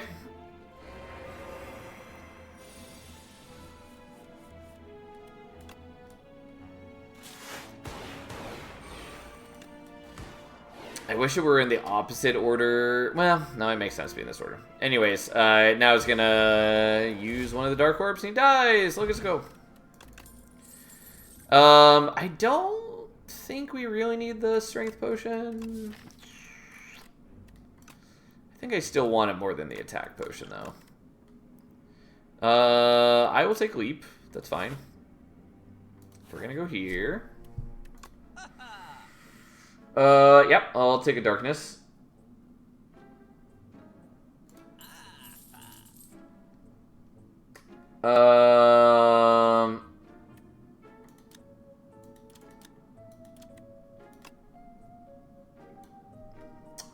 Dramatic entrance is something. I kind of wish I could take Horn Cleat, but no. Permafrost is maybe okay. I find it pretty underwhelming, but like block is block. I don't hate that. I do think we probably just want to get rid of a strike though. And so I guess that's what we're doing. The focus strike is okay, but I don't think it's really necessary since most of what we're doing is dark orbs. Upgrading that is pretty solid.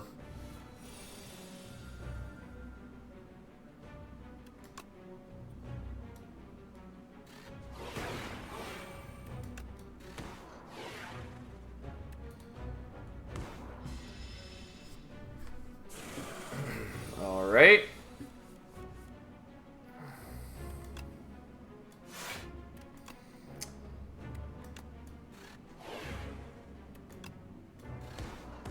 That seemed reasonably good for us. It's nice that the Dark Orb scales one more time before being evoked. Yes, strongly agree with that.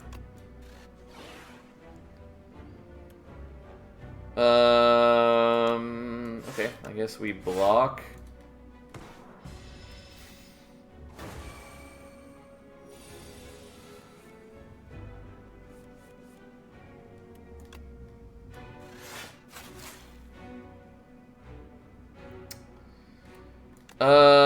I could evoke the Dark Orb. It's not actually going to solve my problems, though. And we could just wait until we get the dual cast, and that definitely kills. I also dislike this boss. Just their end ability. I'd be much happier if you could attack their damage down at the end. Or if it went up slower. Yeah, it doesn't feel very engaging is the thing to me. Like, I'm just not that wild about it.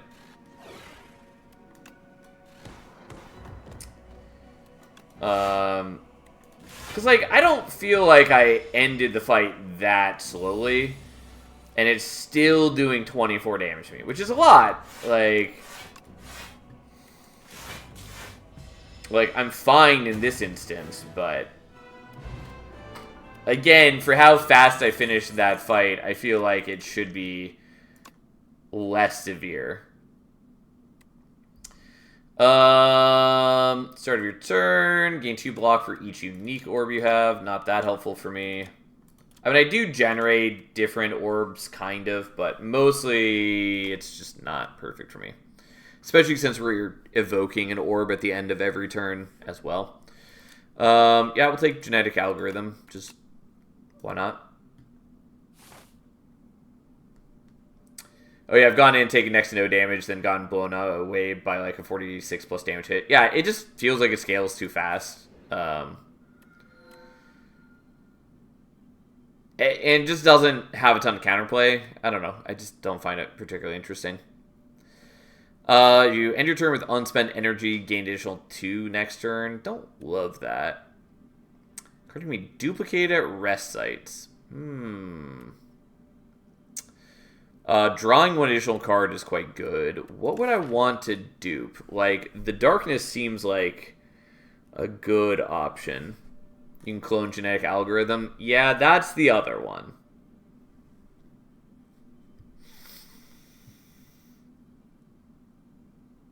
That's maybe worth doing. I think I maybe just want the extra draw, though.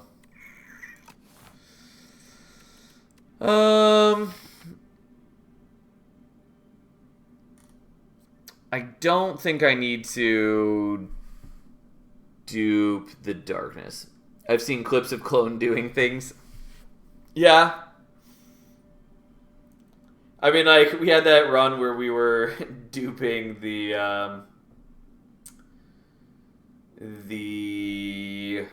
hang, which was really silly.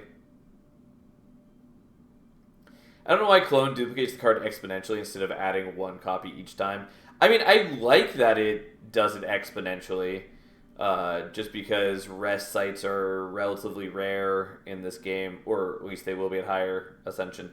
And there's so much tension between like upgrade points and healing and duping at that point.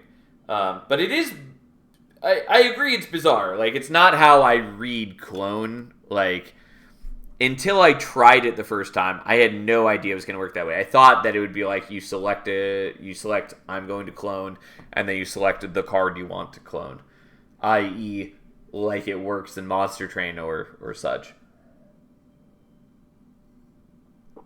But nope. That's not what it does. Will the clones increase at their own rate or at the same rate? If you're talking about genetic algorithm, they're each their own card.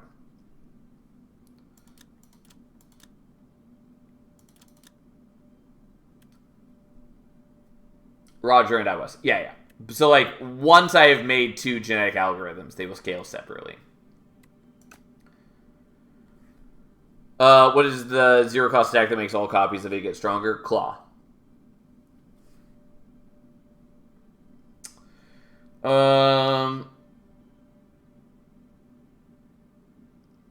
Yeah, but the copy from the level at which it was cloned, no. Correct, yeah. Unless there is some bug currently. But yes, that is how it should work.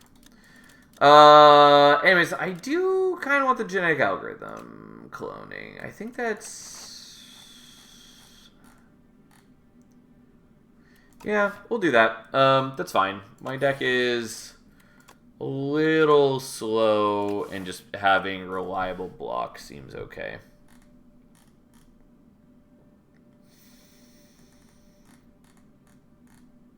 I mean, going on one of the routes that has 4 rest sites seems pretty decent. Though I do need some fights to get it scaled up, and also I would like to upgrade the card before duping it.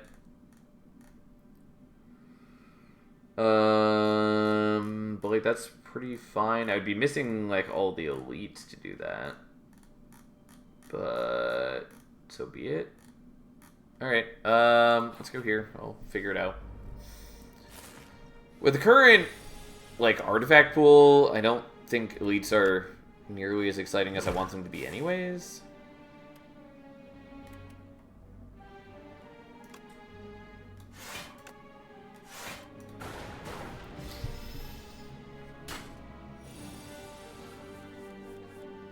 Okay, so we definitely want to do that. We're going to play this out because we want to make sure that it's getting stacked up this battle.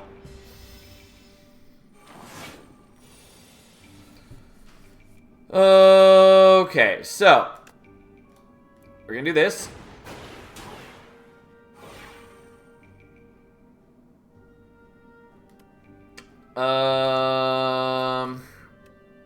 I guess I'm gonna wait. I could do the dual cast, but it just stacks up much better this way.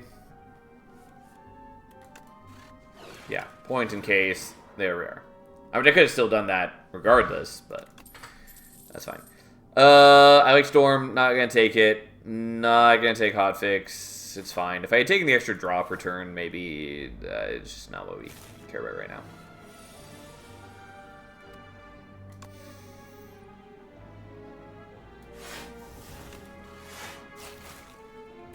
Alright, well, we are going to take some damage, but he is at least going to be stunned. That's okay.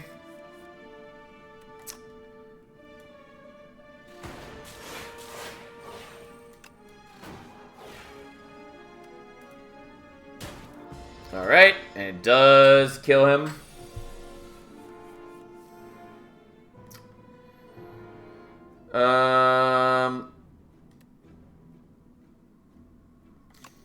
Yeah, this should be okay, because I do that, and it evokes one of the orbs, and then end of turn, he both gets shot by the lightning, and it will evoke the orb, doing even more damage.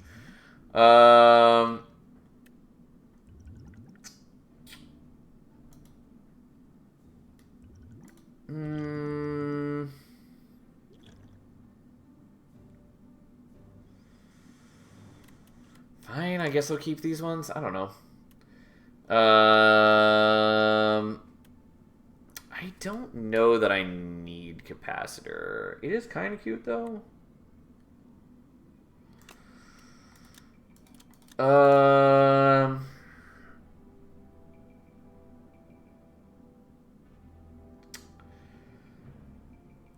I just don't know that I have enough things for capacitor. I'll still take it. I just don't know that it's going to work out the way that I want it to. I forget every time what this thing gives. It's the pollen thing. This. Every 4 turns, draw 2 additional cards. Yes. Goodbye, health.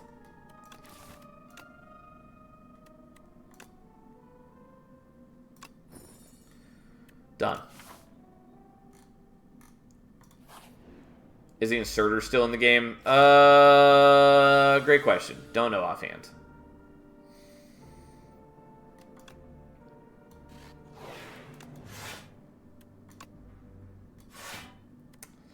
Alright, we're still taking some damage, unfortunately. But we're trying. Relic list says no. Fair enough.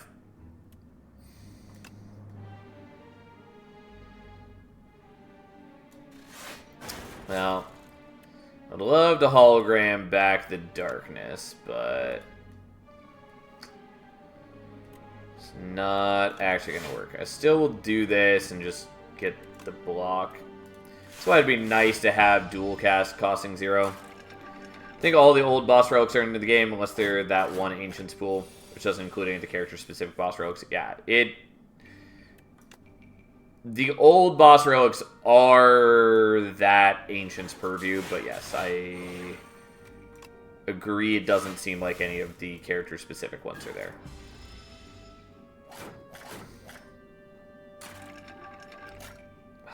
So many dazes. Again, this is why we have the iteration, though I didn't play the iteration, which is fine. Okay, we're gonna just kill you, so then the darknesses will hit you directly. There we go.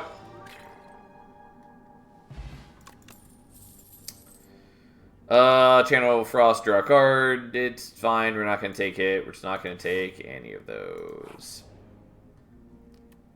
Okay, so we do want to upgrade this.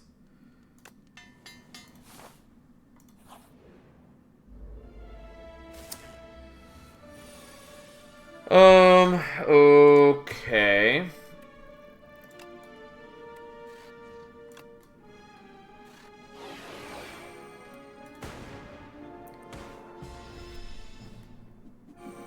Oh boy, he's got thorns and he looks so dangerous, so deadly.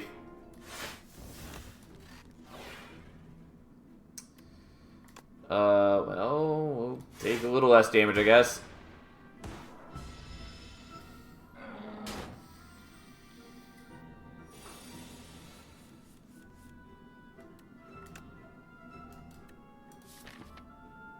Yes, the dual cast is in there. Unfortunately, it's just not gonna be enough. I'll just get the leap and just block a little bit more. We're still taking some damage, but we're close to not taking damage.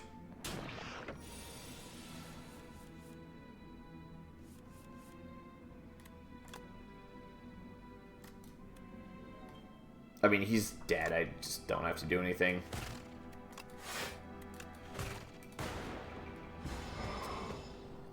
In fact, doing things made it worse. I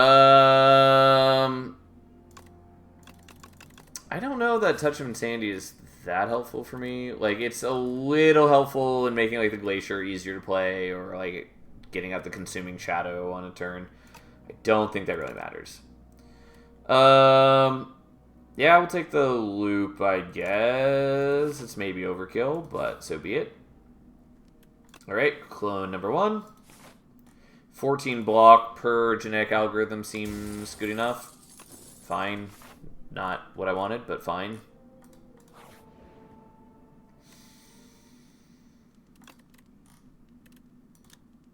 I'll upgrade the loop, I guess.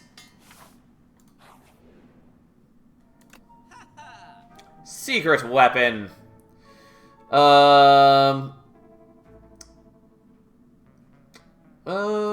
Subroutine's kind of cute. Don't know that we really care. Love ornamental fan, but not here. Amethyst aubergine is not worth us picking up here. Apparently, in the beta patch, this can no longer occur at shops, which seems like a good change. Poor production about to be shot in the backyards. I don't remember they changed about it, but I'm not surprised if it changes something.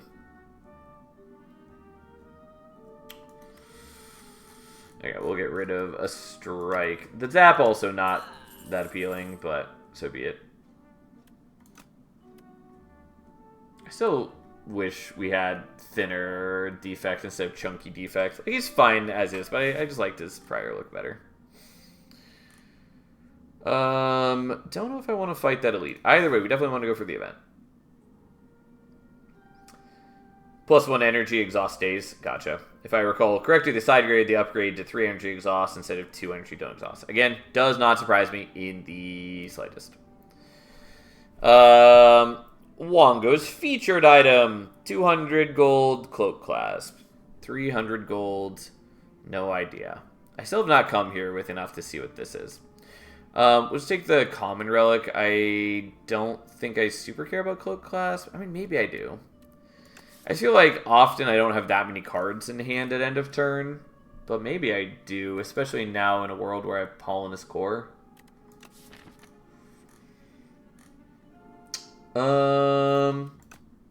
You know what? Fine, I'll take it. Block is more important to me than most other things. I have 80 Wongo points. Yeah, I'm pretty sure it's not stacking up. So do I want to do another event and an elite or 2 basic fights? Oh, it's per character. Yuck. Are you saying that the Wongo points do add up, but it's per character? If so, that's disgusting. In general, I just don't like things in a roguelike that persist between runs. Like, if you're going to make a roguelike, i.e. a game without meta progression, don't have events or other systems that make one run influence the next. Like, that's part of why the Niao choice in Slay the Spire 1 bothered me so much. Because, like, if you lost early, then you didn't get the Niao bonus on the next run. And that was really lame. That is quite the emote. Alright, we'll go for these.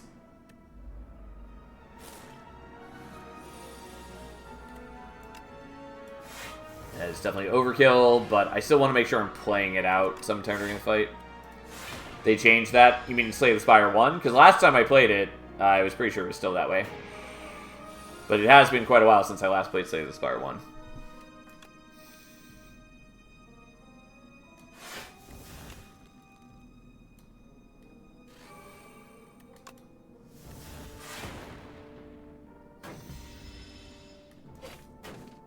But I do appreciate that it's not that way in Slay the Spire 2.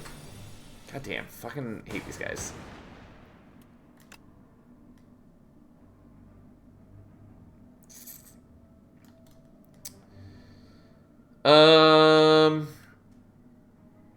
So if I trigger the darkness twice, you had to get to the Act 1 boss once to make Niao permanent. So what I mean partly, though, is that in Slay the Spire 1, you would get different Niao options if you beat Act 1. If you died in Act 1, you would get only the super basic Niao options. If you made it past Niao, then the next run, you would get more Niao options. And I don't feel like that should ever be the case.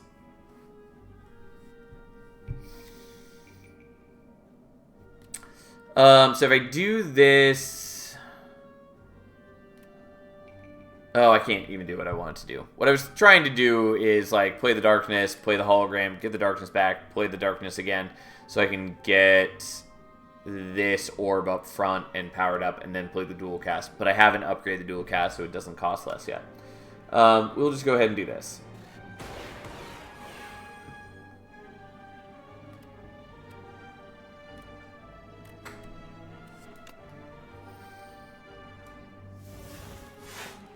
I'm unfortunately taking a chunk of damage. Yeah, I should have done more to kill you. I really could have done that better. Mistakes were made.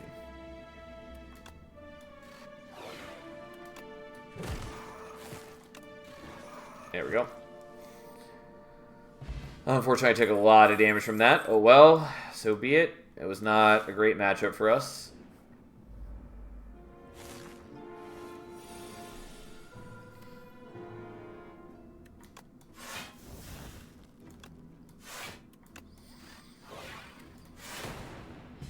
Okay, I do have enough block for these guys, which also means he's stunned.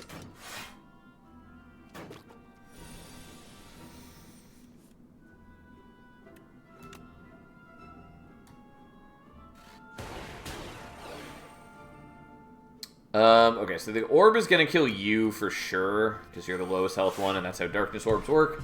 So we'll just leave that to you. Hate that yellow bug. God, I forget that he gets 15. It's so much.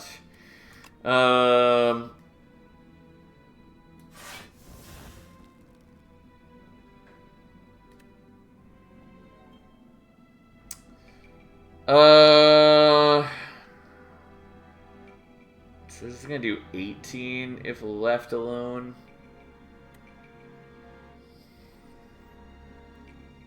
Which is not enough.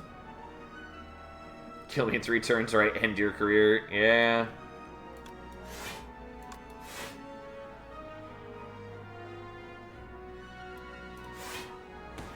Yeah, unfortunately it doesn't quite kill him. It's close.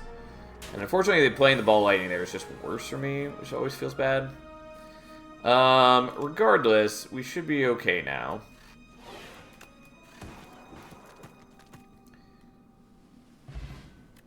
Not a perfect fight, but certainly better than the prior one. Tempest is cute, not taking it. Don't need the others. I kind of want to upgrade, or not upgrade, heal. We're gonna take the clone though, which is a bit greedy, but I just would really like to get more of those.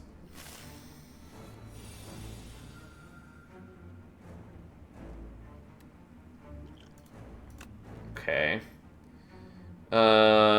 Sure. Let me draw. Let me draw.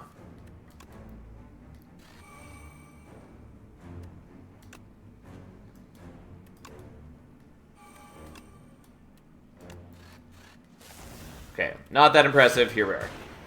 Greed is love, greed is life. Yeah. To be fair, there is an actual rationale to it here, which is that having more of the genetic algorithms, like, they're basically a get out of jail free card for me.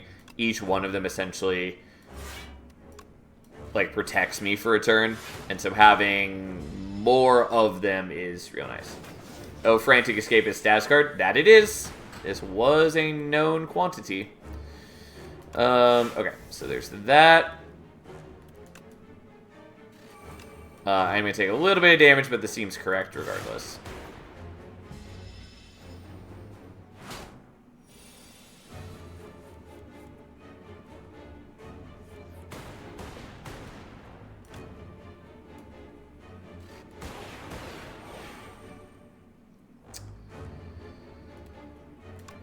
Just for safety, we're going to do one of the Frantic Escapes right now.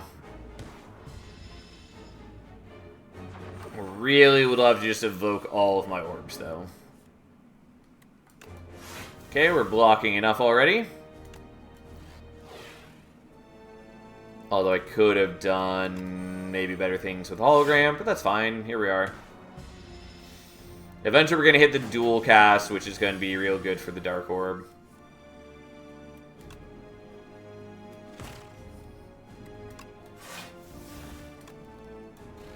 Again, I should probably make the dual cast cost 0. But there we go! Ta-da! Shuffle all cards into your draw pile. Draw 4. Whenever you create a status, channel. Yeah, we'll take Echo Form. It's something. Then it's the Queen. We should be okay. Why, Vaku? Why?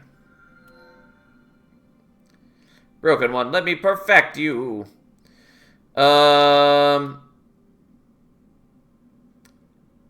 Lose 9 max HP, add 3 apparitions, ethereal, intangible, exhaust. Serve each combat, add 1 of 5 random cards in your hand, add retain to the chosen cards. No? I think we just let him play my first turn. I think there's not too many ways that can go wrong. Apparitions kind of have the same role as these duplicating genetic algorithms. Yeah, for sure. Fine. It's for the most part okay. It can lead to some bad situations, but whatever. Yeah, I think we just want to go to the rest sites for the most part.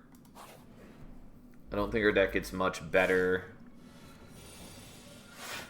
with other options.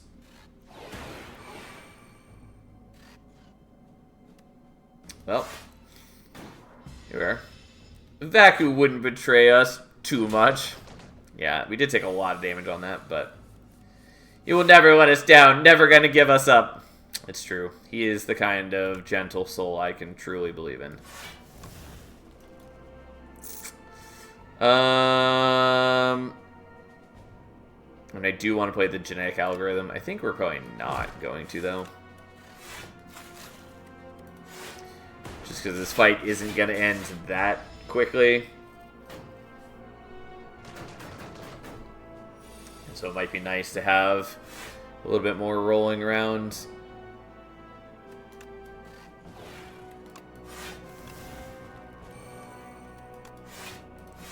And, like, I don't need to be playing every single one anymore since we have them all up to a pretty decent level of strength.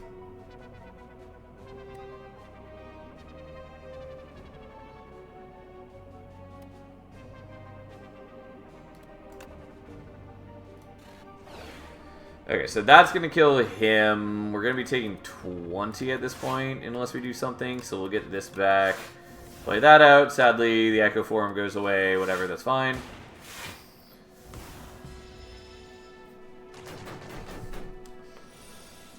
Okay, and then our orb continues to get in spooky, scary, strong, and then he just gets blown up.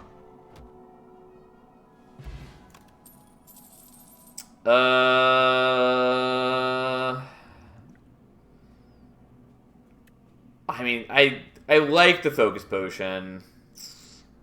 You know what? I'll take it, I guess, instead of that. I think that's probably incorrect, but here we are. Don't really need the leap. Yeah, you're a bit concerning. Well,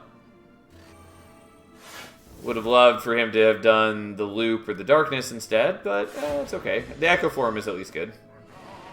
Caw-caw!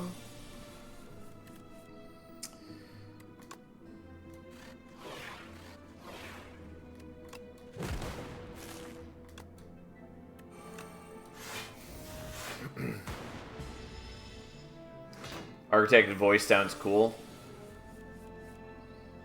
Are you talking about the sculptor? Because the architect is the guy at the top of the tower, and I believe he doesn't have a voice yet. If you're talking about this guy, yes, I would agree. Yeah. Guy on top has no voice. Also, I forgot that was going to play twice. That's fine. It was still okay. That would have been kind of cute to do the other thing.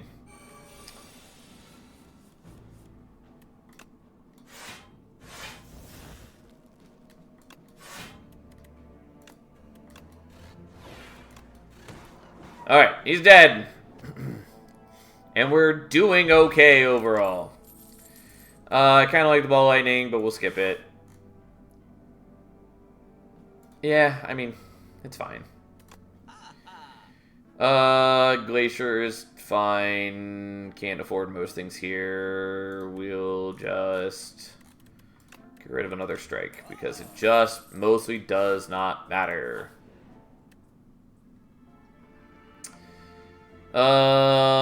Pick a fight, lose HP, obtain a random relic. Yeah. Last time we took the T. You jump onto the table and kick the Warlord Knight in the face. The Knight lets out a haunting shriek and keels over. Everyone gasps.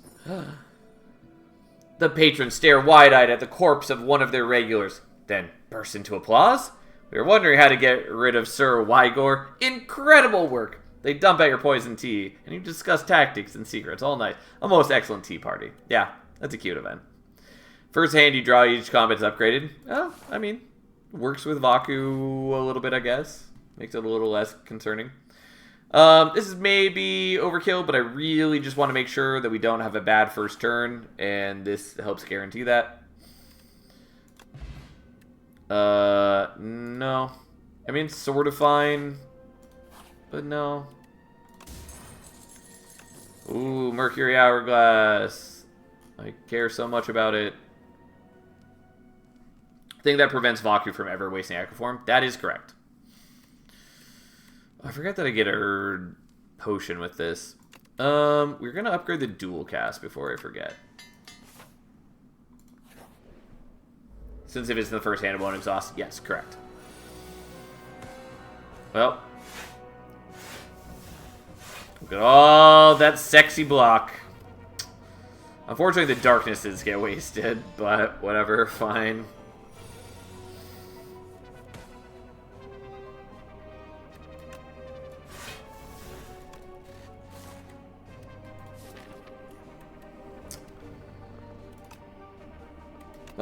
Okay, I'll just leave those, I guess.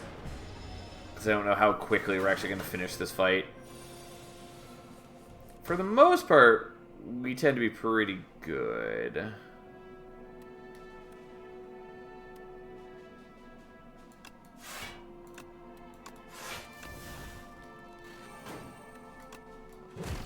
But we're certainly not doing great against him. But it doesn't take that much for us to speed up.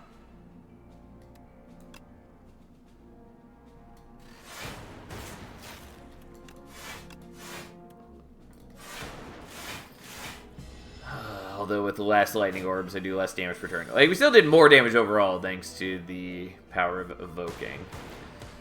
Okay, so we're going to play that, so we don't have to take a ton of damage. We are going to do this. Just because that seems generally helpful. And then we still have enough block, and then he just dies to that anyways. There we go. Yeah, our Dark Orbs are doing some damage. No.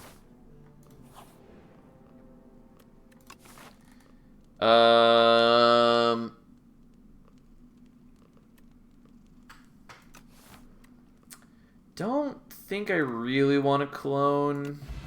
I'll just take the heal right now.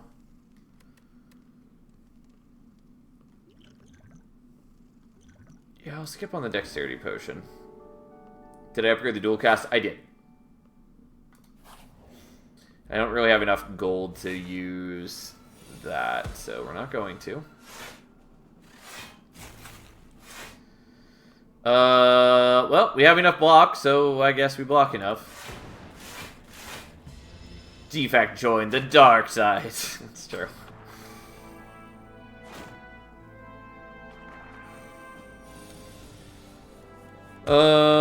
Okay.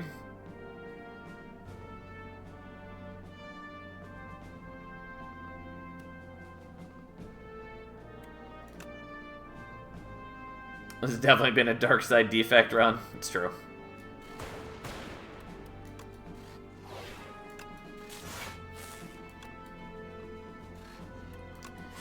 Okay, we're just gonna finally use this because that's a lot of damage to take if I don't use it.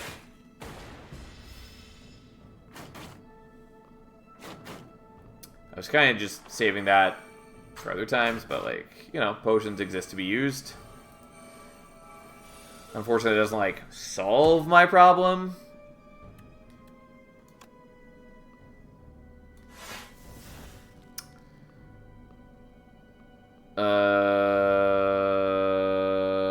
I think I still need more. I don't think I really need to do the Echo Form. It's not the end of the world if I take a little bit of damage. But yeah, it's a lot of extra damage coming through.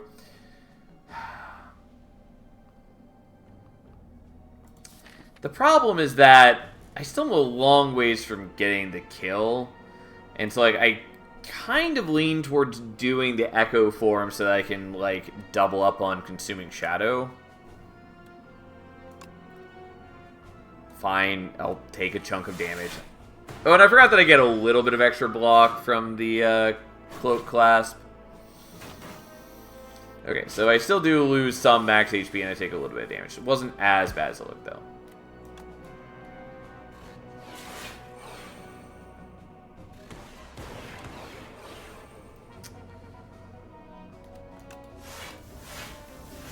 And yes, I could have, like, evoked something with a ball of lightning, but I didn't need to, and I figured I would just get the genetic algorithms a little stronger first. Okay, so we have the victory, so let's just power these up.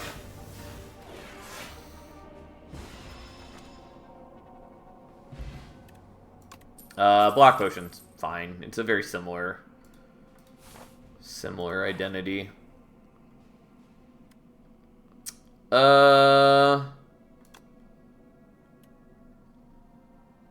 I think I'm pretty okay with losing Zap. Yeah, that's fine.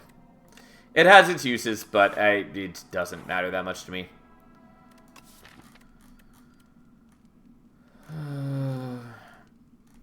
So we have 8 genetic algorithms.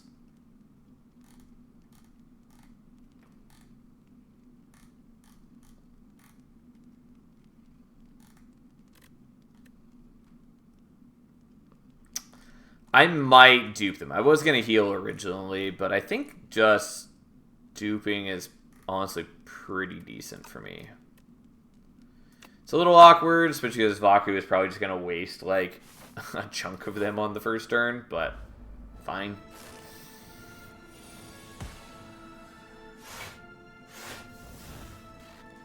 He only used 2. Okay, no reason not to drink the Focus Potion right now. He made a good triangle of genetic algorithms in my deck. It is indeed. Has a lot of genetic algorithms. It's true. But they help out a fair bit.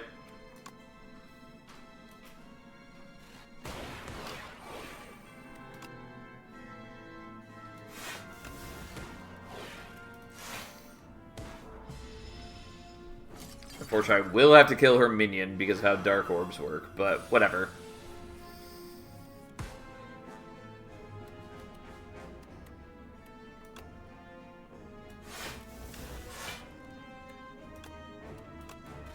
I was hoping to get the Echo Form by now, but so be it.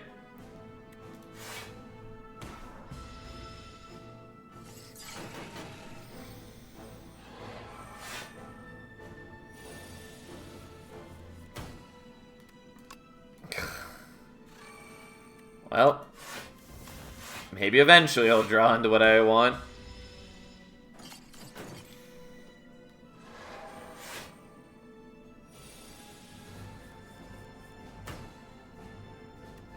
Okay, well, here we are. I was hoping to have the dual cast before this activated, but fine. He's dead. Feels like a bit of a waste, but hey. Well, the deck now has 16 genetic algorithms. It makes sense it's taking a while to draw anything else. I mean, I'm aware. Doesn't make me happy, regardless.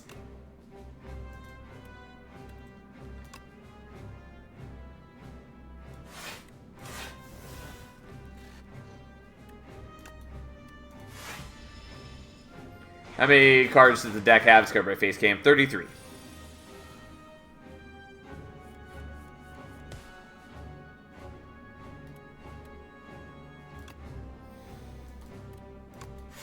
Well, I can block enough of the weak one there. Also, we get more block for evoking that, I guess. I actually maybe didn't want to put a Frost Orb there, but that's okay. I do keep forgetting that we have Echo Form up now. Unfortunately, I can't use the hologram. 33.5 of that is genetic algorithm. Yeah, I mean, I knew what I was doing. It's generally worked out for us quite well. Well, let's just block more than enough and let her do her thing.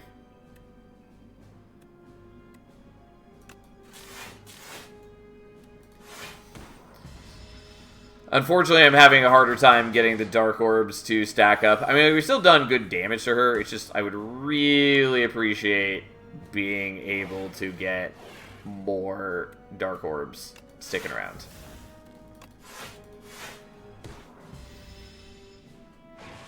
But I mean, like, using a single Darkness in a turn, you know, does a lot of damage to her.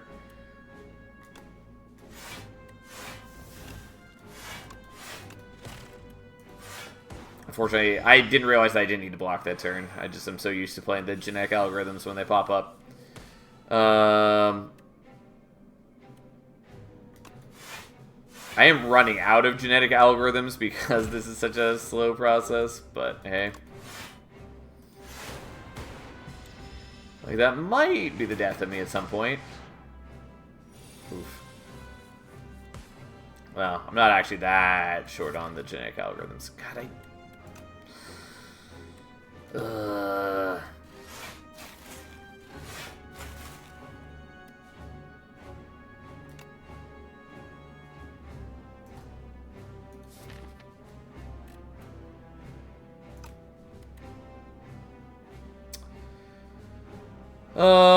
okay, so we're gonna get 16 more block. Yeah, we'll just do this and grab the leaf so we don't have to use up the genetic algorithms, just in case.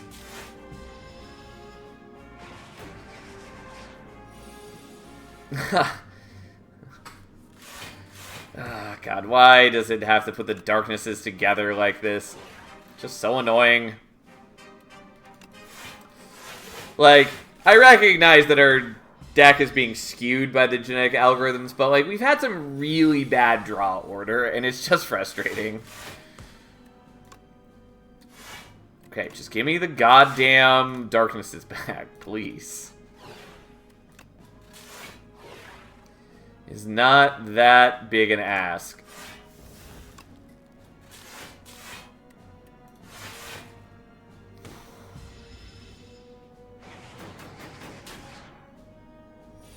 Could have used the block potion. Didn't really pay attention to how much damage she was doing. Not gonna do the ball lightning because we're actually stronger just letting the dark orbs evoke. Like, she is dead. Just have to wait for it. I've waited so many turns after she gave me all of her garbage. Anyways, it doesn't matter. Like, she's already dead. We'll just play that for the sake of it. Our many, many genetic algorithms and their varying block quantities. Anyways, we're not playing the Glacier because we want this orb to evoke finally. Okay, that was a dumb fight, but we were fine. We were fine. Oh.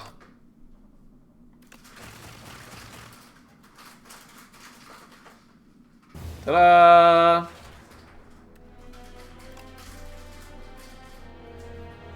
Okay, well, that was a run. I am glad that we got the clone on the genetic algorithm. Certainly worked out. Salad Monster Train takes no matter. Salad Slay the Spire. Half deck is genetic algorithms. To be fair, I say that tanks aren't important in Monster Train because of very similar things, i.e. that you're getting your defense via spells, not from the innate power of, like, tanky units.